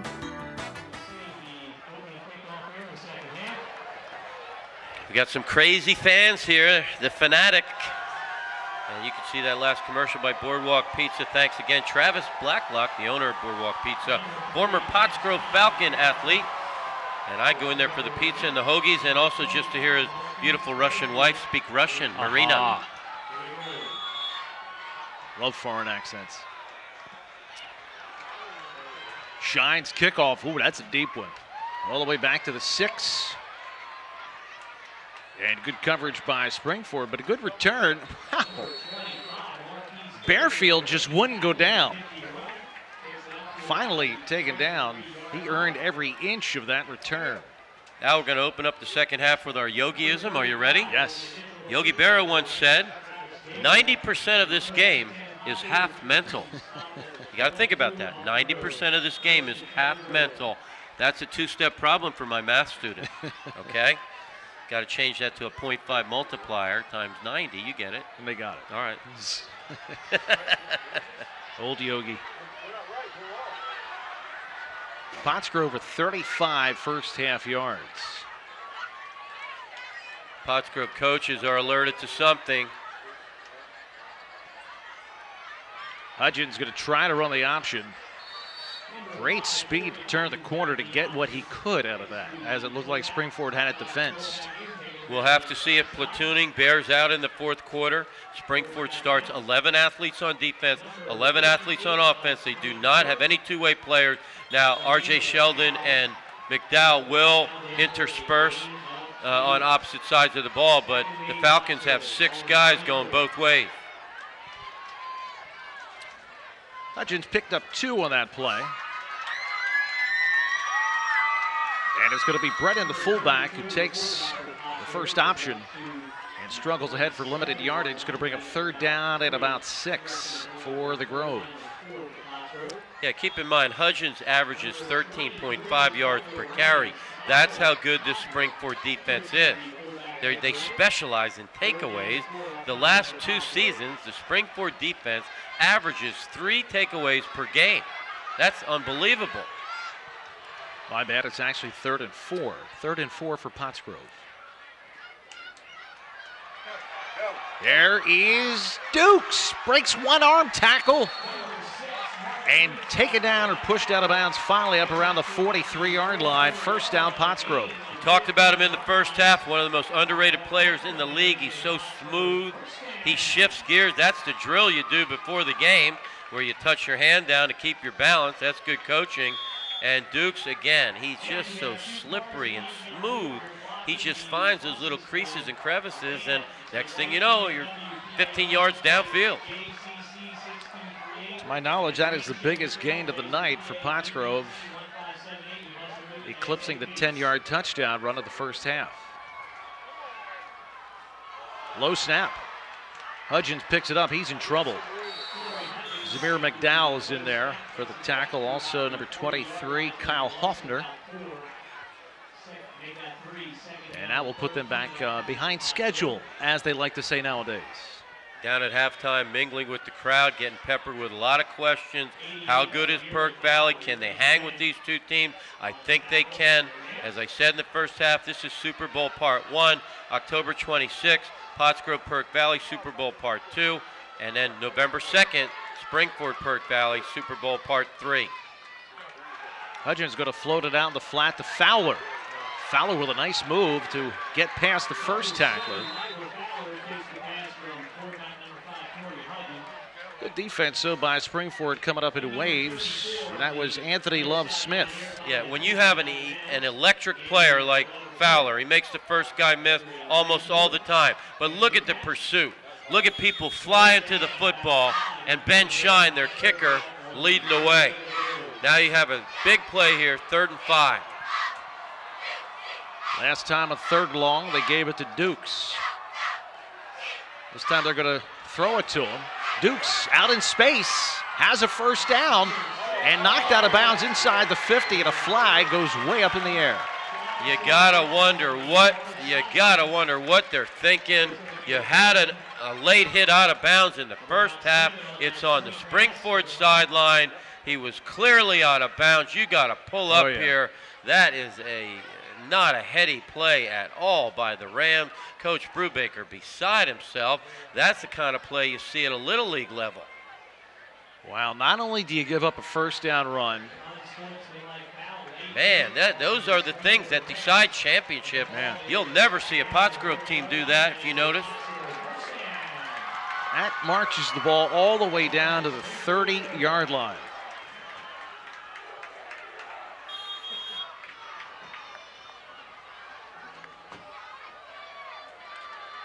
Hudgens is going to run the option. Nothing's going to give it to Brennan. Brennan slips off the left side for a couple. One more look, if we can get it on our reverse angle, you can see we have down on the field cameramen on both sides of the field, and we're not going to look at it now. Maybe later on we can cue that up. They're using that new Wilson GST ball. It's new and improved. It is a lot like the NFL ball, very tactile and easy to grip and throw. You've seen much better passing numbers in the last 10 years with the GST. Hudgens, another low snap, is going to turn it upfield. Nice cut to get around Zamir McDowell. Taken down inside the 25-yard line. Here you can see a look at the late hit from our reverse ground camera. You know, if you initiate contact clearly out of bounds, but there's an intent to hurt a player, there's just so much that can go wrong over there. You don't know if there's a steel bench behind the players where a kid's head could hit it. I mean, that is clearly a rule for the protection of the student athlete. Good call by the referee. 3rd down at about 2.5 for Pottsgrove.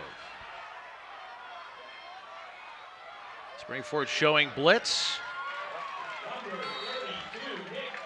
Brennan takes the handoff and just moves the pile ahead for an apparent first down. Pottsgrove just chewing it up on the ground. Surprising. They had become known as Tailback U through the years with Thaxton and Carter, Polamalu, Steinmetz. Now all of a sudden we're seeing a tradition of bruising fullbacks. Last year, Robbie Curtin, a legitimate league MVP candidate. Before that, an all-state fullback in Preston Hamlet. Not to mention Kayvon Green. Oh, Hudgens threw a huge opening up the middle. First and goal at the 5.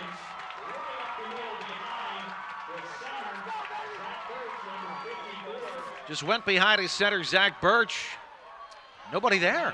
He's a game-changing kind of an athlete. He's what coaches call an impact player. He has 4 touchdowns outside of 50 yards on the season. And what I like best about him, Al, his on-the-field presence. Look at him right there, number 5. He's like a coach on the field. He's humble. He's somewhat studious and businesslike. He's not a rah-rah guy. He's a great student, and all he does is win football games. First and goal from the 5. Hudgens takes it down inside of 3. 58 getting up off the bottom of the pile, Jason Castro. I'm sorry, that's 56. There's Robbie Varner.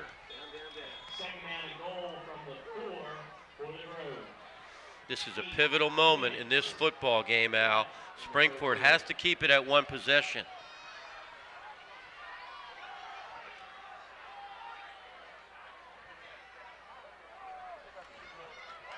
Hudgens will hand it to Dukes. And Dukes tried to cut back.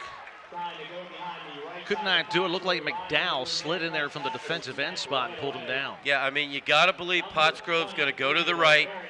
You know, number 76 in a maroon jersey is 6'6", 335 pounds. You see him on the right of your screen. He's all-state first team. He could play football next year at any college in the world. Yeah, and you got to believe they're going to run behind him. And lining up opposite him is 6'6", 230-pound Zamir McDowell. Third and goal from the 5. Hudgens trying to do something one-on-one. Great defense by Springford. R.J. Sheldon. What a defensive play one-on-one. Sheldon, one of the few players that will play on both sides of extremely talented athlete. R.J. Sheldon is finally no longer under the radar. All the Pac-10 coaches are talking about this kid. Very talented. Now you have a field goal from the hash mark. It'll be a 27-yard. No, where are they going to mark it? About a 25-yard. He counted wrong. Yeah, 27-yard. He almost set the tee down at 5 yards, which would have been a block kick. So a 27-yard field goal. This Klinger kid, watching him in pregame, he's not bad. And the kick is going to miss. Now first and goal at the 5. Pottsgrove comes up empty. Springford's defense toughens when it has to. Is that going to be a turning point?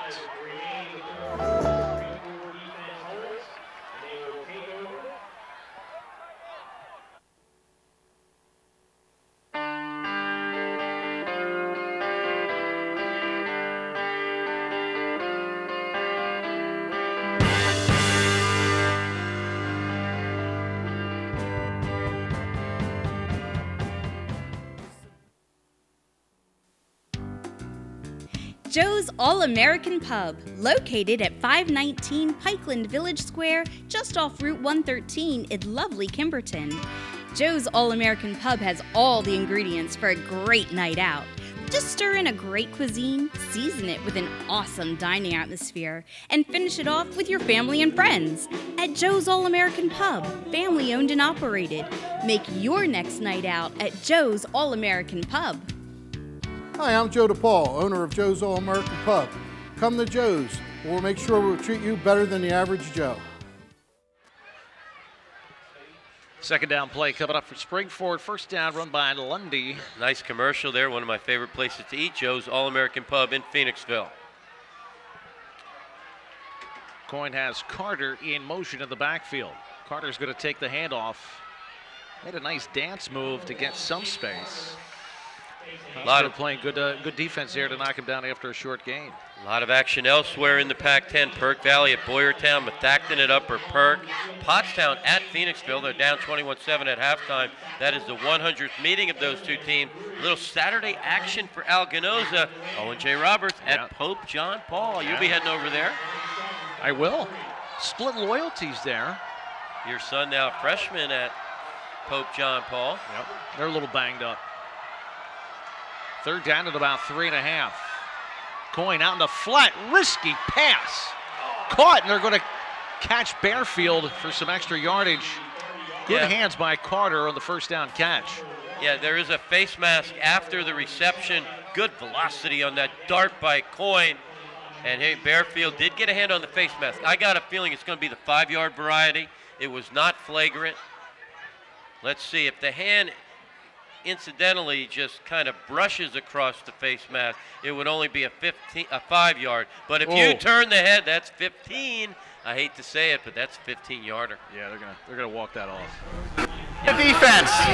That's a 15-yarder. Well, last drive it was Pottsgrove who got the benefit of a personal foul call to put them at 1st and 10 on the 30. This time it's Springford that gets the benefit of that. Lady Mo is slowly shifting out. Yep. A championship hangs in the balance.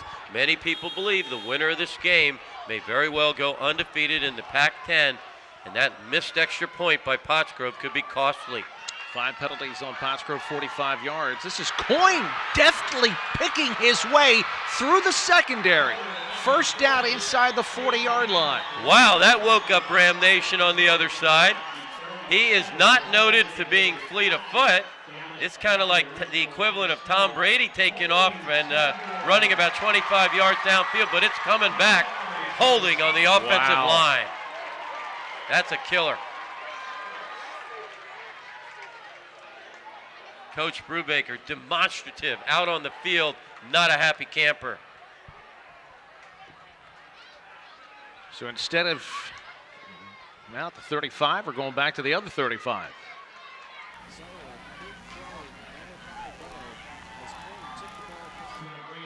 Or thereabouts.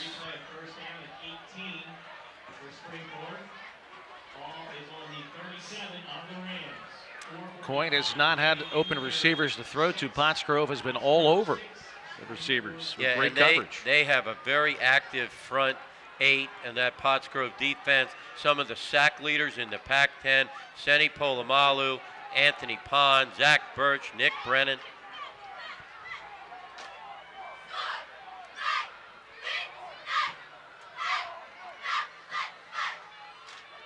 Coyne with Carter in motion. Coyne's going to try the same thing.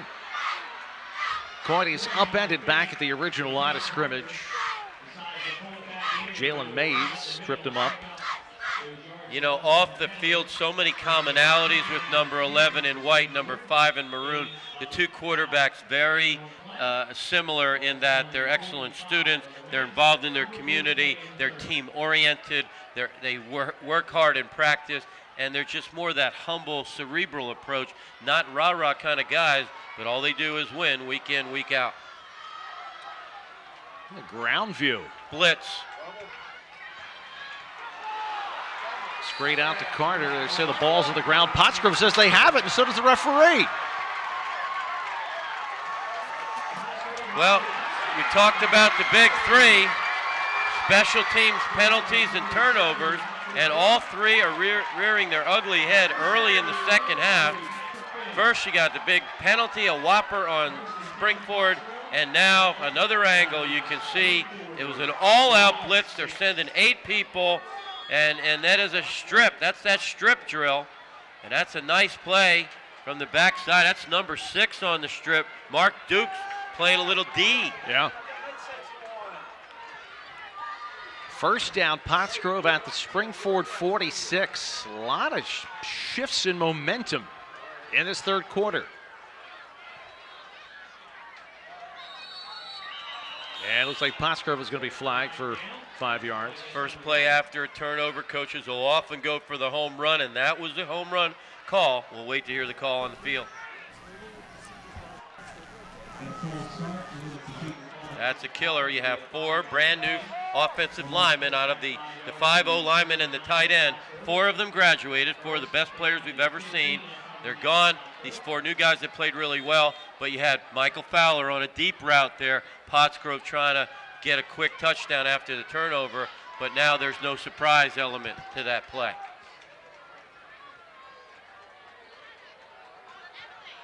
Six-0. This Ram defense prides itself in takeaway. What a contrast to the track meets we've had the last 4 weeks. Oh, there goes Dukes, breaking into the secondary, heading down the sidelines. Dukes being chased, they're not going to get him. Touchdown.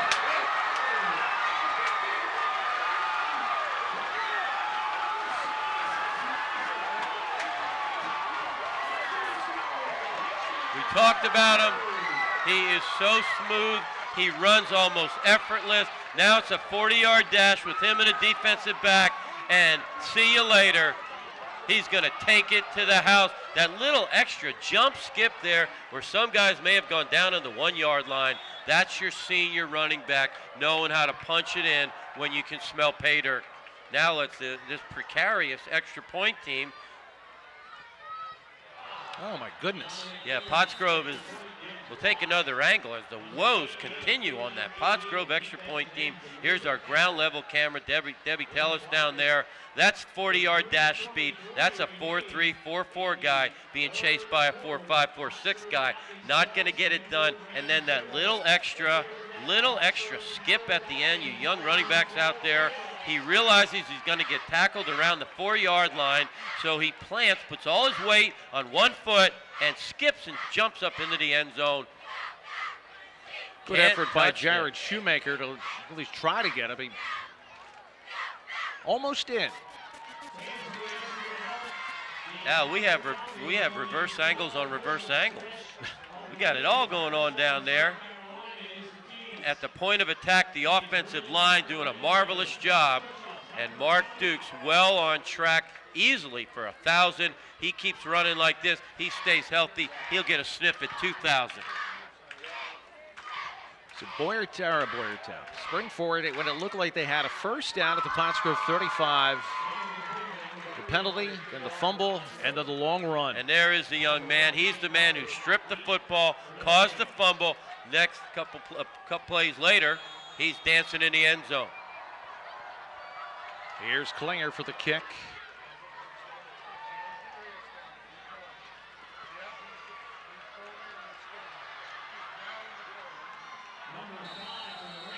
That is Connor Murphy on the return and brings it up to the 38-yard line. Well, Springford has been kept out of the end zone for almost 3/4 of the game. Shocking. You and I have done 3 games in a row the last 3 weeks.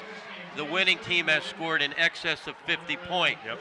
Ram Nation, one of the most explosive offenses in the state, held to 0. A real testament to the Pottsgrove defense, but there's still a lot of football left. Yep. Springford was down to a very good Whitehall team in the season opener. They showed excellent character. A lot of seniors on this Ram roster. Let's see how they respond to adversity. They have moved the football. They've just hurt themselves. Wildcat formation. Carter takes the handoff and has maybe about 2.5, 3 yards off the right side. You know, maybe I'm missing something, but I'm not a big proponent of the Wildcat. Unless you've got a guy like Hudgens who can throw and run, now it's a double-edged sword. You're going to put a wide receiver in there, Tate Carter, who hasn't thrown a pass all year, to the best of my knowledge. We know it's going to be a running play. Yeah. I'm missing it. I mean, I know, you know, the Dolphins and Tim Tebow in college, but Tebow could throw the ball also. But, I mean, I just would rather have Coyne back there all the time. He is back there now. 5 wide. Shotgun. Pottsgrove showing blitz. Springford picks it up. Coyne in trouble. Now he's flushed out. Has a first down. A lot more. Waits for his blocker. Knocked down about the 31-yard line. Wow, college scouts, this is going to open some eyes. He's known as a pure drop-back passer. He doesn't throw it up because the coverage was excellent. Should have been a coverage sack. O-line gives him a lot of time. He has those long, loping strides. He's deceivingly athletic. Must have got it from Mom, Mrs. Coyne. Because Hank's more of a lineman, you know. Carter got 2 blocks, knocked down 2 guys downfield. That Falcon looked mad. Yeah, he did. You don't like to see those big gains. Because you ate his hot dog at halftime. Springford on the drive again. To my knowledge, they've only punted once. with 3 turnovers. And we have a whistle. Somebody called timeout. I think it's Springford. And you hate to burn a timeout when you're down 12 on the road. Yep. 2:19 left to play. Third period break at the action. Pottsgrove sitting on a 12-point lead, but Springford is driving.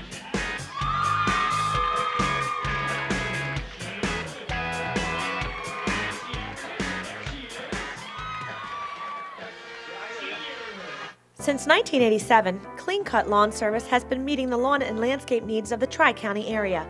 Clean Cut offers regular maintenance programs, landscape designs, as well as paved patios and walkways to fit any budget.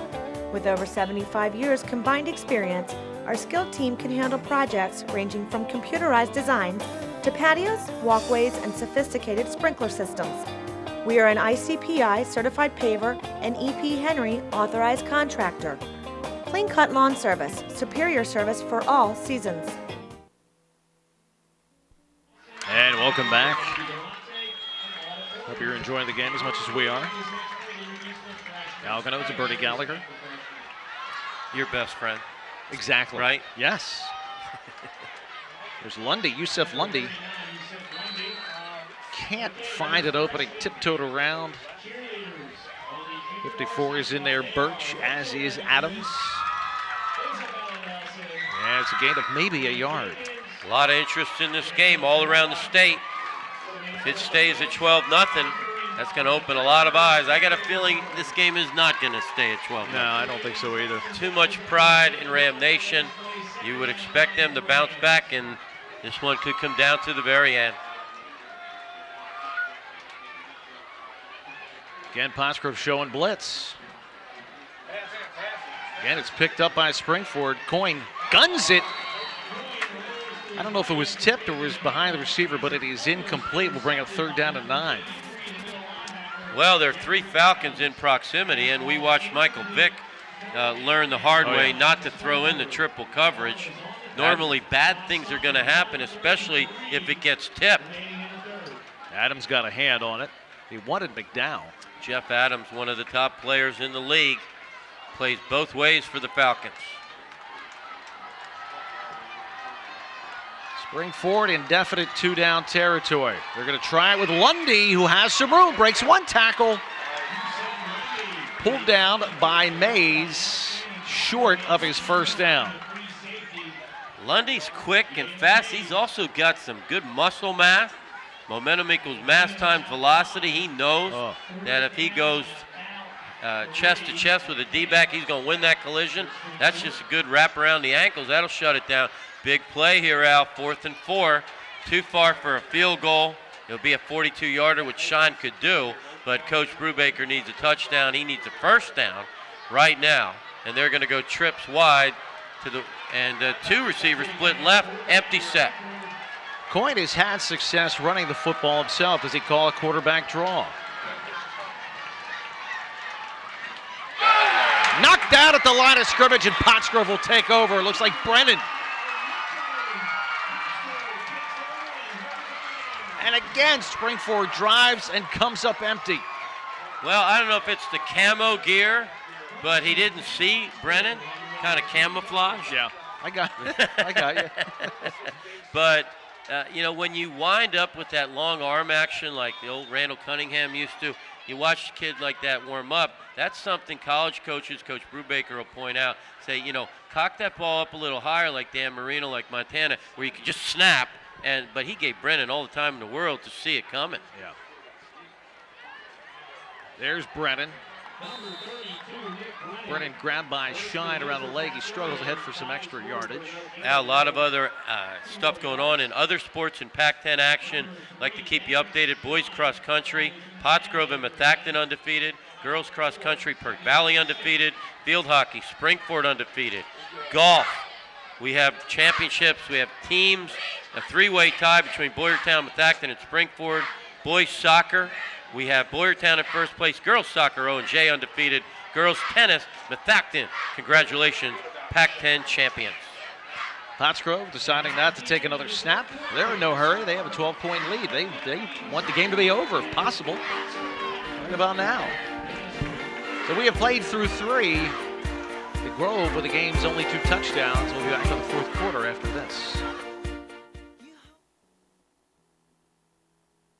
Just down the street, there's a hardware store with great tools, products, and expert advice. We've got everything you need. Because we know the community. And we know our customers.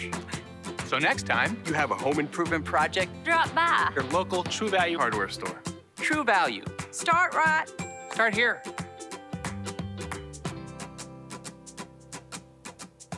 Your True Value expert is A.D. Moyer in Gilbertsville and Pottstown. On the web at admoyer.com. Stone's Hearing Aid Service has been helping families for generations since the 1880s. Stop in or we'll come to your home for a free hearing test and evaluation. No charge. We offer entry-level to advanced hearing aids from leading manufacturers. And we're always the lowest price. Just compare. After we select the perfect hearing aid for you, we'll even provide you with a free trial. If you don't like it, we'll replace it. Stone's Hearing Aid Service is always available and provides service the way you want it. There's the Pottsgrove sidelines. A lot of energy there. They're feeling pretty good about things right now. Feel a lot better if Pottsgrove can convert here. 2nd down and 6. So they hand off to Dukes with a nice cutback. Dukes turning to the outside. Cannot get away, though, from number 23 on the play. Yeah, I thought there was an opportunity to rip and strip. A lot of times when you club from behind, you can punch a football out. This Springford team has created 34 turnovers 2 years ago, 36 turnovers in their championship run last year, and they're just not ripping and stripping. They're going to need to get after things right now. Time, precious time, ticking away. Kyle Hoffner, nice tackle, but not in time to prevent the 1st down. Pottsgrove 113 rush yards through 3 quarters, 16 on the pass. Brennan earning a couple more hard-earned yards up to the 40, gain of about 3. Springford with 140 rushing yards through 3 quarters, 107 on the pass. And Al, the little things that the average fan is not noticing, Pottsgrove is purposely slowing down the game now. They are burning up as much time as they can between plays. He's walking over, taking his time. He's a senior quarterback. He's waiting for the 5-second signal. When he gets it, he'll start his cadence.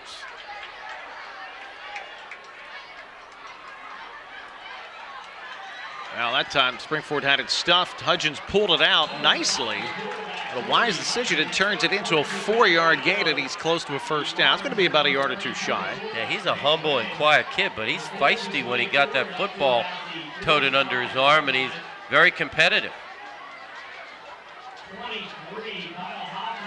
Now, Springford definitely cannot afford to keep giving up too many more 1st downs. Could you imagine this Pottsgrove team on turf?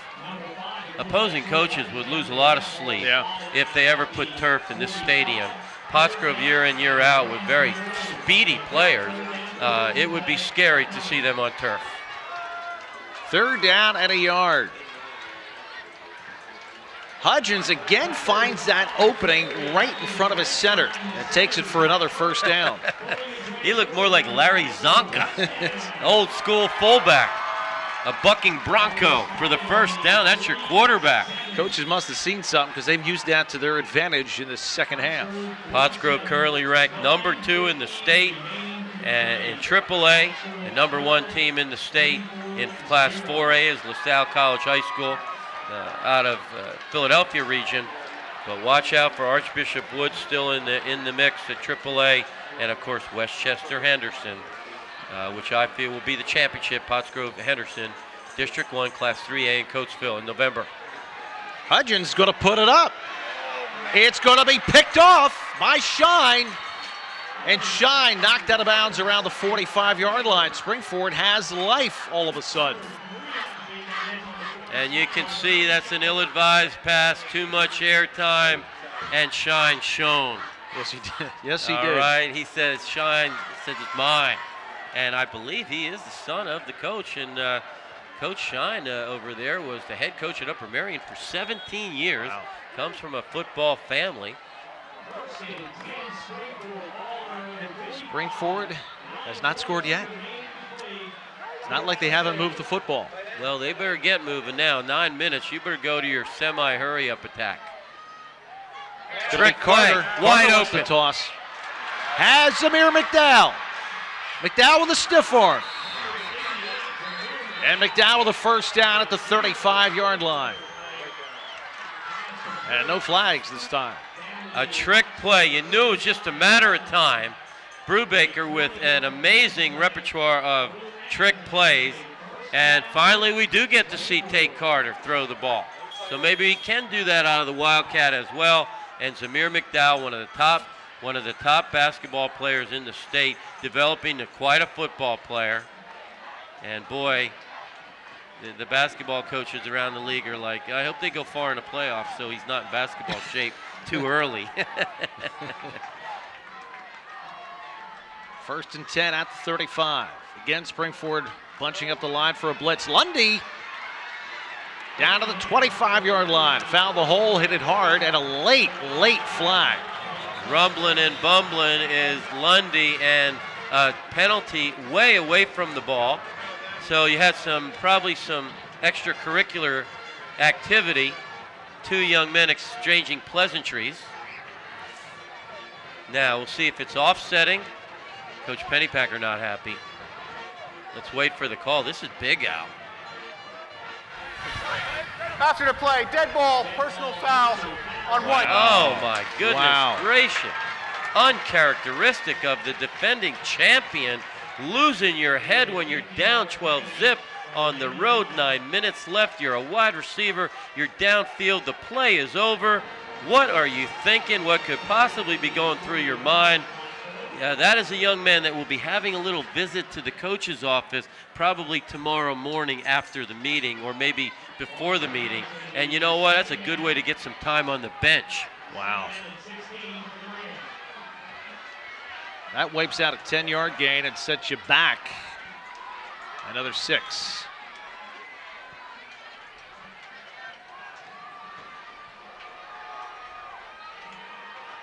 Again, the Falcons crowd the line. Coyne breaks through the first wave of tacklers and gets down close to the 30-yard line. And more activity downfield.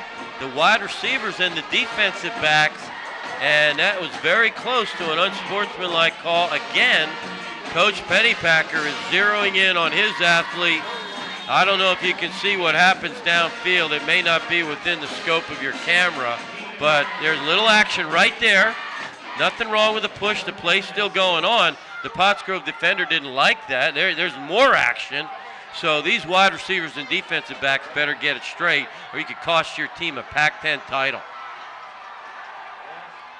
Coyne's going to chuck it way over the head of Shine, who he wanted down around the 15-yard line. And that will be third down. A lot of lockdown, straight up man by these athletes for the Pottsgrove Falcons. This is what they do. They put bodies on bodies. They put speed on speed. Al, I was asked to give my spot-up basketball prediction. Coach Tom McGee, my partner for basketball, and here's my Final Four. How many can I have in my Final Four? 7. 7, okay. From the small school, I got Pottstown and Pope John Paul. From the large school, Springford and Methacton. That's for Zamir McDowell. You'll be in the Final Four in basketball, hopefully in football too, in states. 4th down and 7 play before they can snap it. Brubaker comes on the field and calls timeout. 8:12 left to play, 4th period. A big play coming up.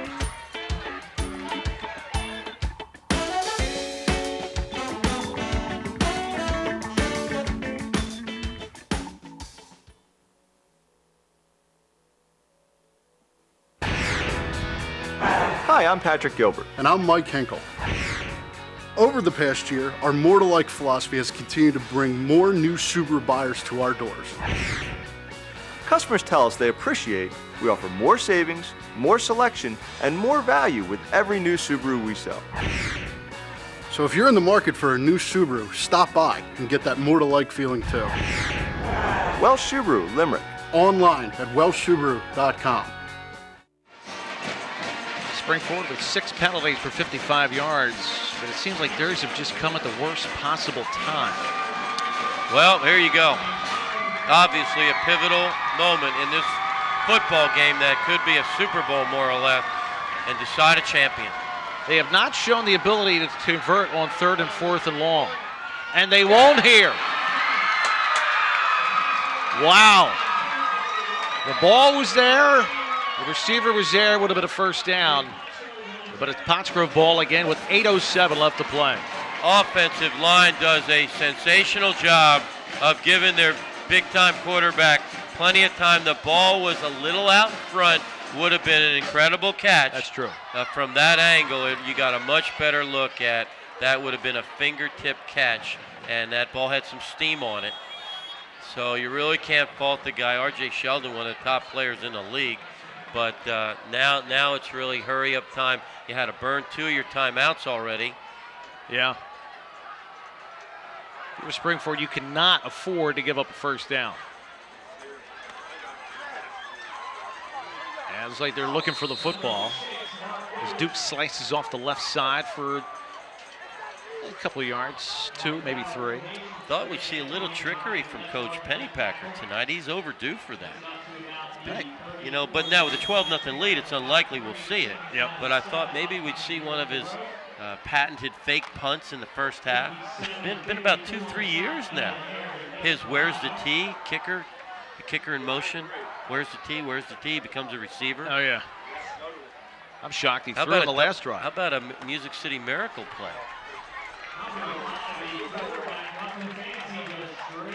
Hudgens has gotten a lot of yardage right up the middle off the quarterback sneak, and Springford still not stopping it. And the clock is coming up on 7:15 left to play. 3rd down at the yard from their own 40-yard line. Well, here you go. You just got a bull rush and plug those gaps with 8 guys and just hope you can get a tackle for a loss. You got a feeling they're going to run to the right behind O'Connor. Adams is in motion, comes near side.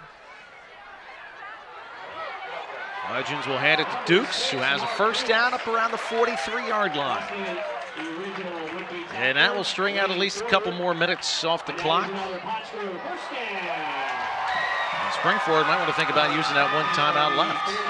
I don't think people appreciate how good a football player Madison O'Connor has become. The right tackle at the top of your screen, number 76, 6'6", 335, first team All-State in 11th grade. He started for 4 years. Al, he ends up 5 to 10 yards downfield and pancakes people. It's going to be Dukes hurling somebody, heading that ball a little far out from his body. Gets 2.5 yards as he gets to the 45-yard line. The clock showing 6:12. So many of the offensive line calls are predicated on what the center, Zach Birch, sees, and you've got a very cerebral bunch of linemen. They don't like to be called big hog line. Well, they like that, but they also realize all 5 offensive linemen are 4.0 students. Amazing. Finn, Safakis, Birch, Pond, and Adams. 2nd down and 8. Pottsgrove wisely going to burn a timeout here.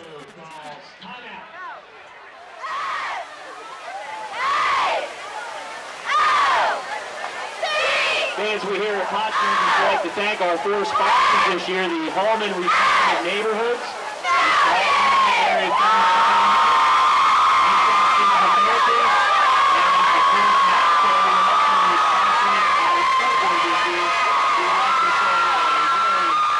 Well, thank you, ladies. Saw one of my former students down there, Marissa Oyster. Her mom, Tracy, the head cheerleader coach at the Pottstown Middle School. And there's the booth. Who's got us this time? Is that Peanut over there on the far side, or is that Deb? There we are. I'm the bald guy. Oh, hey. There's Matt. Matt's catching us. Matt Wagner, Bucktown's finest. He's eating all that pizza and hoagies, though, you know. We're not allowed. Our mouths are moving, so we can't eat. I know, we had stuff at halftime. Look at that again! Hudgens right up the gut. Yeah, that's an audible. That's a quick call. He sees something, a lapse in a defense, a middle linebacker not paying attention, a a nose guard offset. That he just saw that. You can tap the center, and only you in the center knows what has happened. And that's telling him, hey, give me the ball. I see something. And just take it and run right up the middle. That's worked at least 4 times that I can think of. There goes Dukes. Shine was in on that tackle, as was R.J. Sheldon. Sheldon, the senior. A lot of Coach Pennypacker's family here supporting. His daughter Liz, a speech teacher in the Pottstown School District. Ross is coaching college football at Bucknell. And on this survey it says Matt rules the world.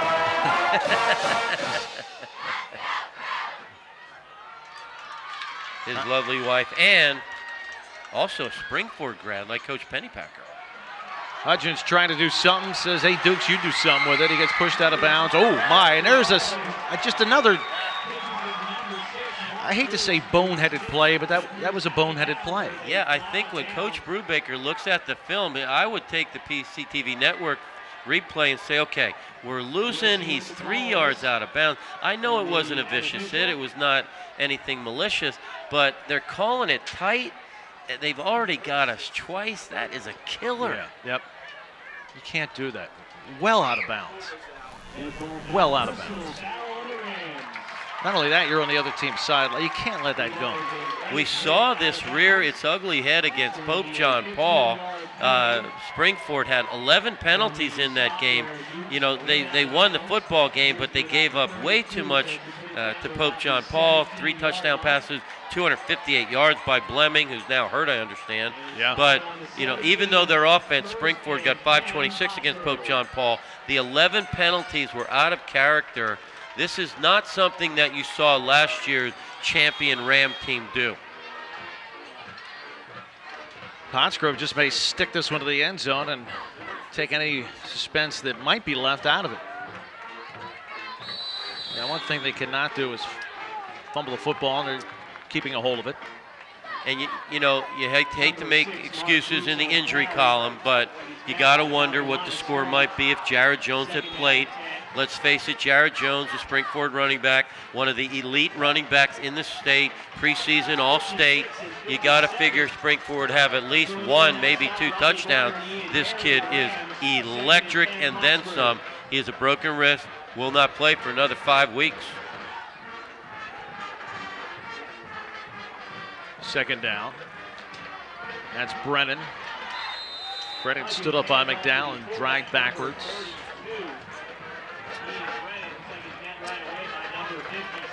And the clock at 3:43. Well, Springford has not shown the ability to sustain much through the air because of the great downfield coverage of the Falcons.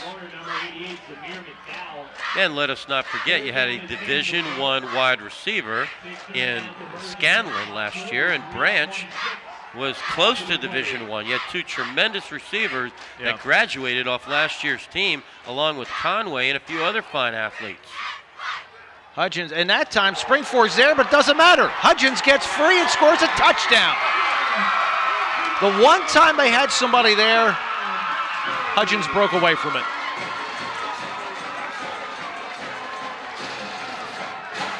He's been dialed in his whole career, thrown in a couple years ago when Chestnut was injured.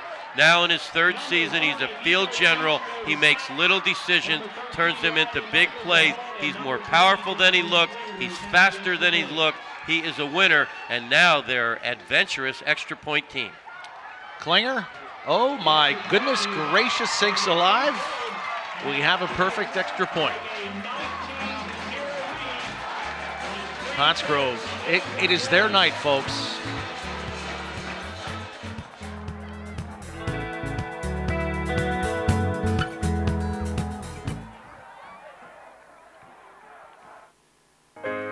For over 50 years, O'Donnell Weiss & Mattei has helped our clients resolve a wide variety of legal challenges.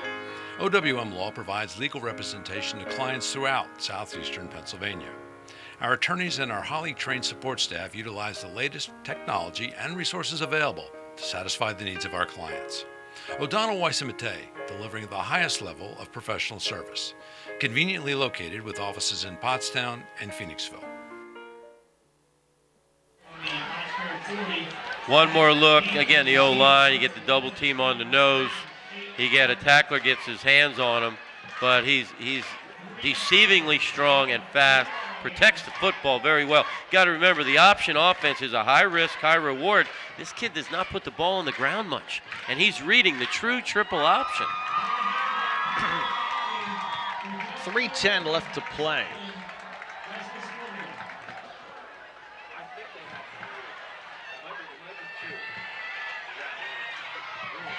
Michael Ferdischer getting bounced around. Well, Al, we see significant improvement on the kickoff coverage team. That was a major chink in Pottsgrove's armor. They were kicking short with Fowler. Teams were starting on the 35, 40-yard line. Now all of a sudden this kid Klinger is booting it down there, and they're starting on the 24-yard line. Our broadcast tonight directed by Constantine Gus Tellis. Assistant director is Marilyn Miller.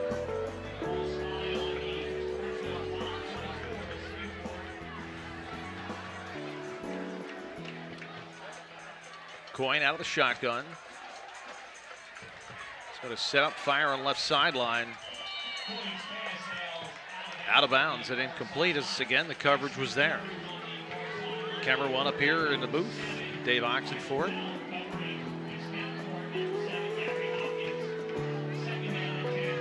Right beside him is Matt Wagner on camera 2. Camera 3 down on the field, Debbie Tellis. Camera 4 at Skycam, Don Lupacchino, way up in the bucket truck. Wildcat formation here with Carter. Carter's going to chuck it out the sideline. Ooh, double pass. Coyne going deep, and it is knocked down. Michael Fowler did not get fooled. They had him. They had a touchdown. He was behind Fowler. You know, the offensive play version of the Music City Miracle, a double pass, which we saw last week in the NFL, by the way. Yeah. Hard to believe they pulled it off again. He throws this ball another yard, and it's a touchdown. You hang it up like that, you let an athlete like Fowler, one of the stars off the basketball team, and he's going to go up and get it. Most times he'll go up and intercept it. Speaking of Michaels, there's Michael Jordan in our end zone cam. Yep. Peanut, Michael Johnson. Coyne will throw it out. Number 3, Ben Shine, who's had a good game. Al, interesting that almost on the Carly Tellis doing a sensational job for us on graphics and sound effects. Wanted to talk about number of PAC10 titles won. Pottsgrove has won 7. Springford has won 7. If Pottsgrove can run the rest of their schedule, a big game on October 26th against Perk Valley, they would take the lead in all-time PAC10 titles with 8. Lansdale Catholic is up there. I'm guessing they have about 5 or 6.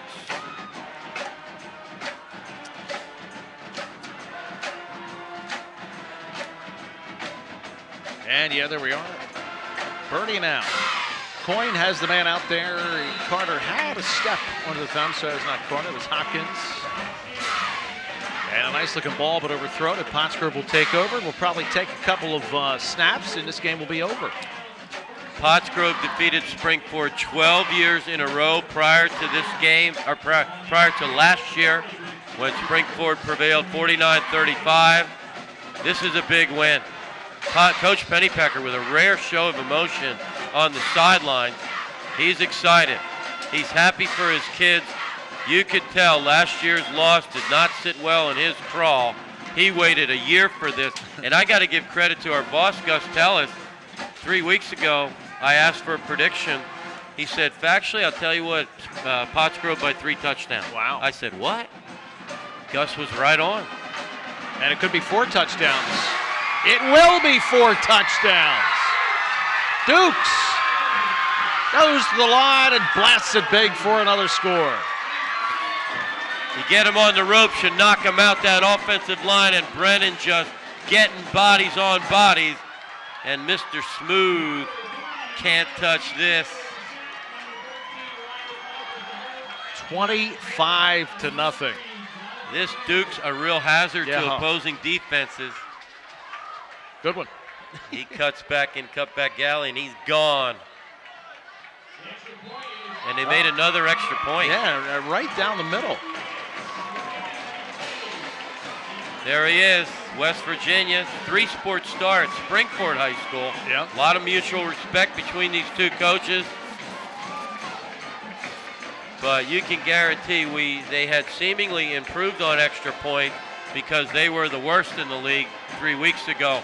Now all of a sudden this Klinger kid leads the Pac-10, by the way, with 14 extra points tonight. Real shaky on the first 3 or so, but you see significant improvement on the kickoff team, the extra point team, and this defense just flies to the football.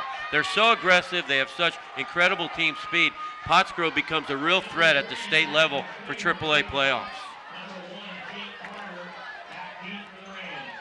People at home like that. They like seeing the announcers. Yeah, they like seeing you, the female clientele. They say, we want to see more of Ganoza Nation. Really? Wow. I didn't know that. Your mom called in. Okay. Oh, I didn't think she cared. Oh, I'm just kidding. Danny Matthews.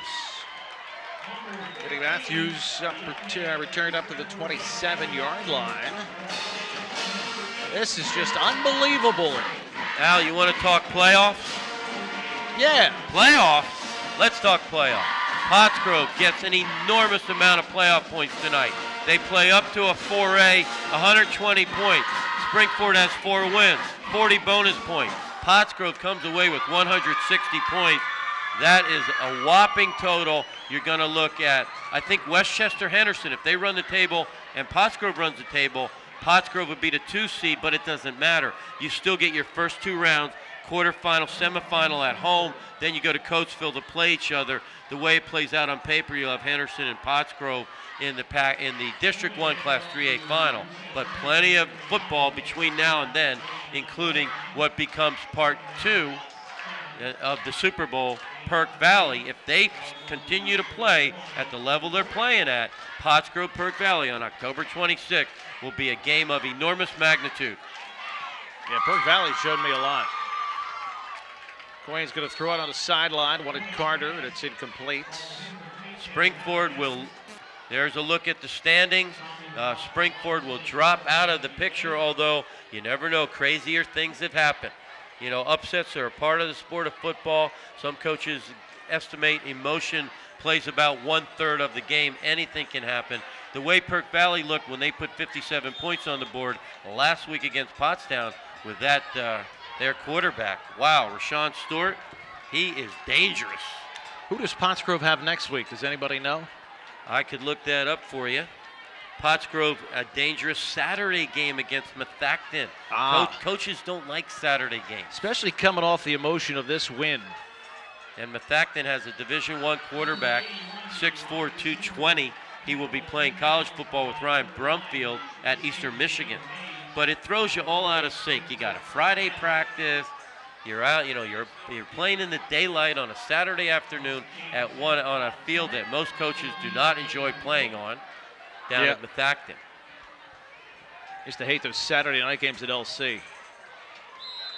Pass caught by Shine. Good coverage as usual by Quadier Miller. We always felt it was an advantage to play on Saturday nights. When I played at Allentown Central Catholic, the public schools got the stadium on Friday night, so all our games were Saturday night. And it threw teams out of sync. Oh, yeah.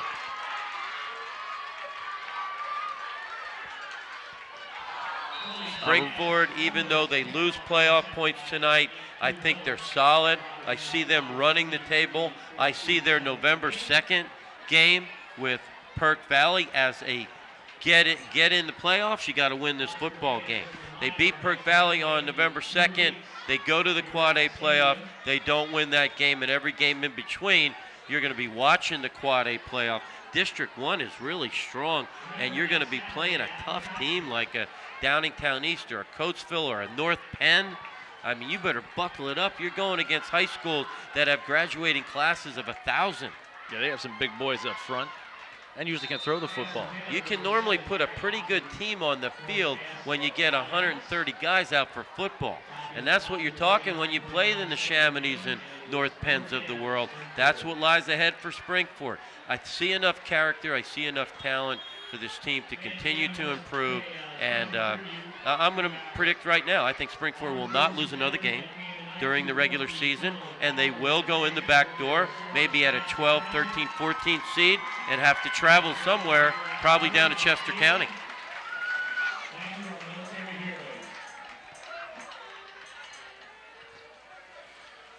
Coyne's going to hit Shine. Makes one-man miss. Stops clock, 32.9 seconds. The issue has been decided. Al, you made mention in the first half of when people feared Ram Nation. In the mid-90s, Springford under Marty Moore was a dynasty. Every year they were big and strong and tough. They just pounded you. When I coached at Pottstown, we were undefeated. We played Springford. They were undefeated for the Pac-10 title. They just came out, lined up, and said, we're bigger than you.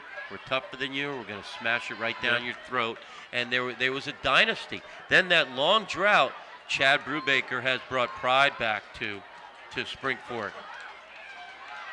And Coach Pennypacker just continues to excel. Coyne dances it around and throws it over the end zone smartly. Nobody was open. Michaels was the closest defender there. Not a good night for the Springford offense. They've moved in between the 30s and the 25s, but that's it. Reverse angle, Coyne running for his life all night, and what he's looking when he sees downfield is blanketed receivers. Yeah. In the real live action, sitting here in the booth, we can see some things that the cameras obviously have to focus on the football. Wide receivers downfield are covered like glue. Yep. Yeah, he just has not had a lot to choose from. Cosgrove has been blitzing, which they do here, and Riley Michaels fittingly is in on another tackle, which might be the last tackle. Riley Michaels has just been all over this field. The Pottsgrove Falcons will make a statement. This score will send shockwaves around the state. You got to be kidding me. And that will do it. Who would have thought Pottsgrove would win this thing by 4 touchdowns? Maybe Gus tell us. I got to admit, I did not. All right, we'll be right back after this.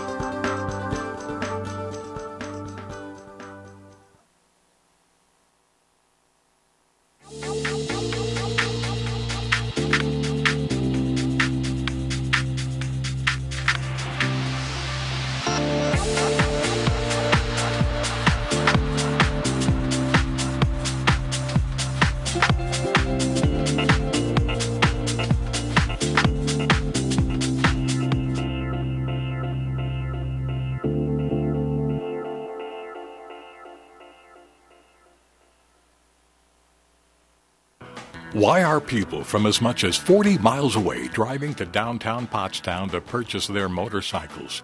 It's simple. KISS Cycles is over 99 years old. They've earned your trust and respect. You'll get a fair deal and a great service department too, second to none. You'll find a large inventory of new Honda and Royal Enfield motorcycles, scooters, and ATVs, and used units of any brand. And KISS Cycles has a financing plan to suit the budgets of all qualified buyers. KISS Cycles, 18 High Street, Pottstown, or check us out online at kisshondas.com. Score with big savings at Saratoga Thriftway. Our large selection of food, drinks, and household items at great prices will keep you coming back. Stop by the deli and order a big party platter so you can be fully prepared for the big game. As always, our friendly staff and fast checkout will make your shopping experience quick and enjoyable. Our full-service U.S. Post Office allows you to finish all your errands in one place. Saratoga Thriftway is celebrating our 13th anniversary of serving the Tri-County area, so stop by and check us out so we can check you out. And we're back on the field here Big win for Pottsgrove. Starting off with Springford, Ray Astheimer just told us 307 total yards. I can't remember the last time a high school team came up with 307 total yards and no points. And the only numbers that really matter are the numbers on the scoreboard for the final score, 26-0. A score that will send shockwaves around the state. Springford, one of the top 4A teams in eastern Pennsylvania, in my opinion. You got to wonder what the score would have been had Jared Jones, one of the elite running backs in Pennsylvania, played in this game. They still won't have him back for about 5 weeks. When you break it down and look at Ram Nation, I thought Coach Brubaker's kids played hard. They came out feisty on the road, but turnovers and penalties just defeated a lot of their energy, and a lot of them were not the most cerebral kind of penalties. 3 times late hits out of bounds that really had no bearing on the play. These are learning situations for this football team. A really talented staff, an excellent coach. I believe that Springford will not lose another game for the rest of the regular season. They'll qualify for District 1 Class 4A playoff. There's too much talent, too much character on that sideline. I think you'll see the Rams bounce back. Pottsgrove definitely prepared.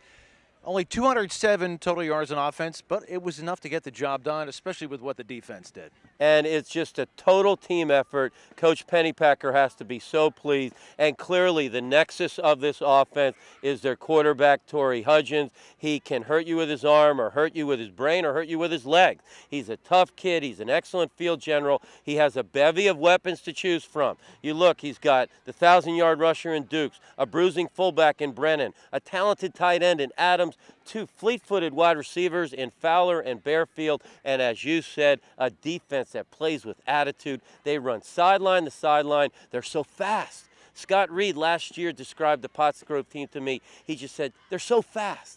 You know, then the team speed many times will ultimately decide the game. Now comes the real coaching challenge. You have an extra day of practice. You go on the road down to Methacton. Unusual time slot for the kids, a Saturday afternoon on not a good field. They've got to have a good focused week of practice, rigorous practice, and come back. And then it all points towards what will be a PAC10 Super Bowl Part 2 when they play Perk Valley on October 26th.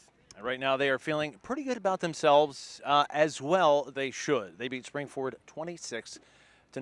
For Bernie Gallagher, I'm Al Ganosen for the entire PCTV crew. Thank you for tuning in.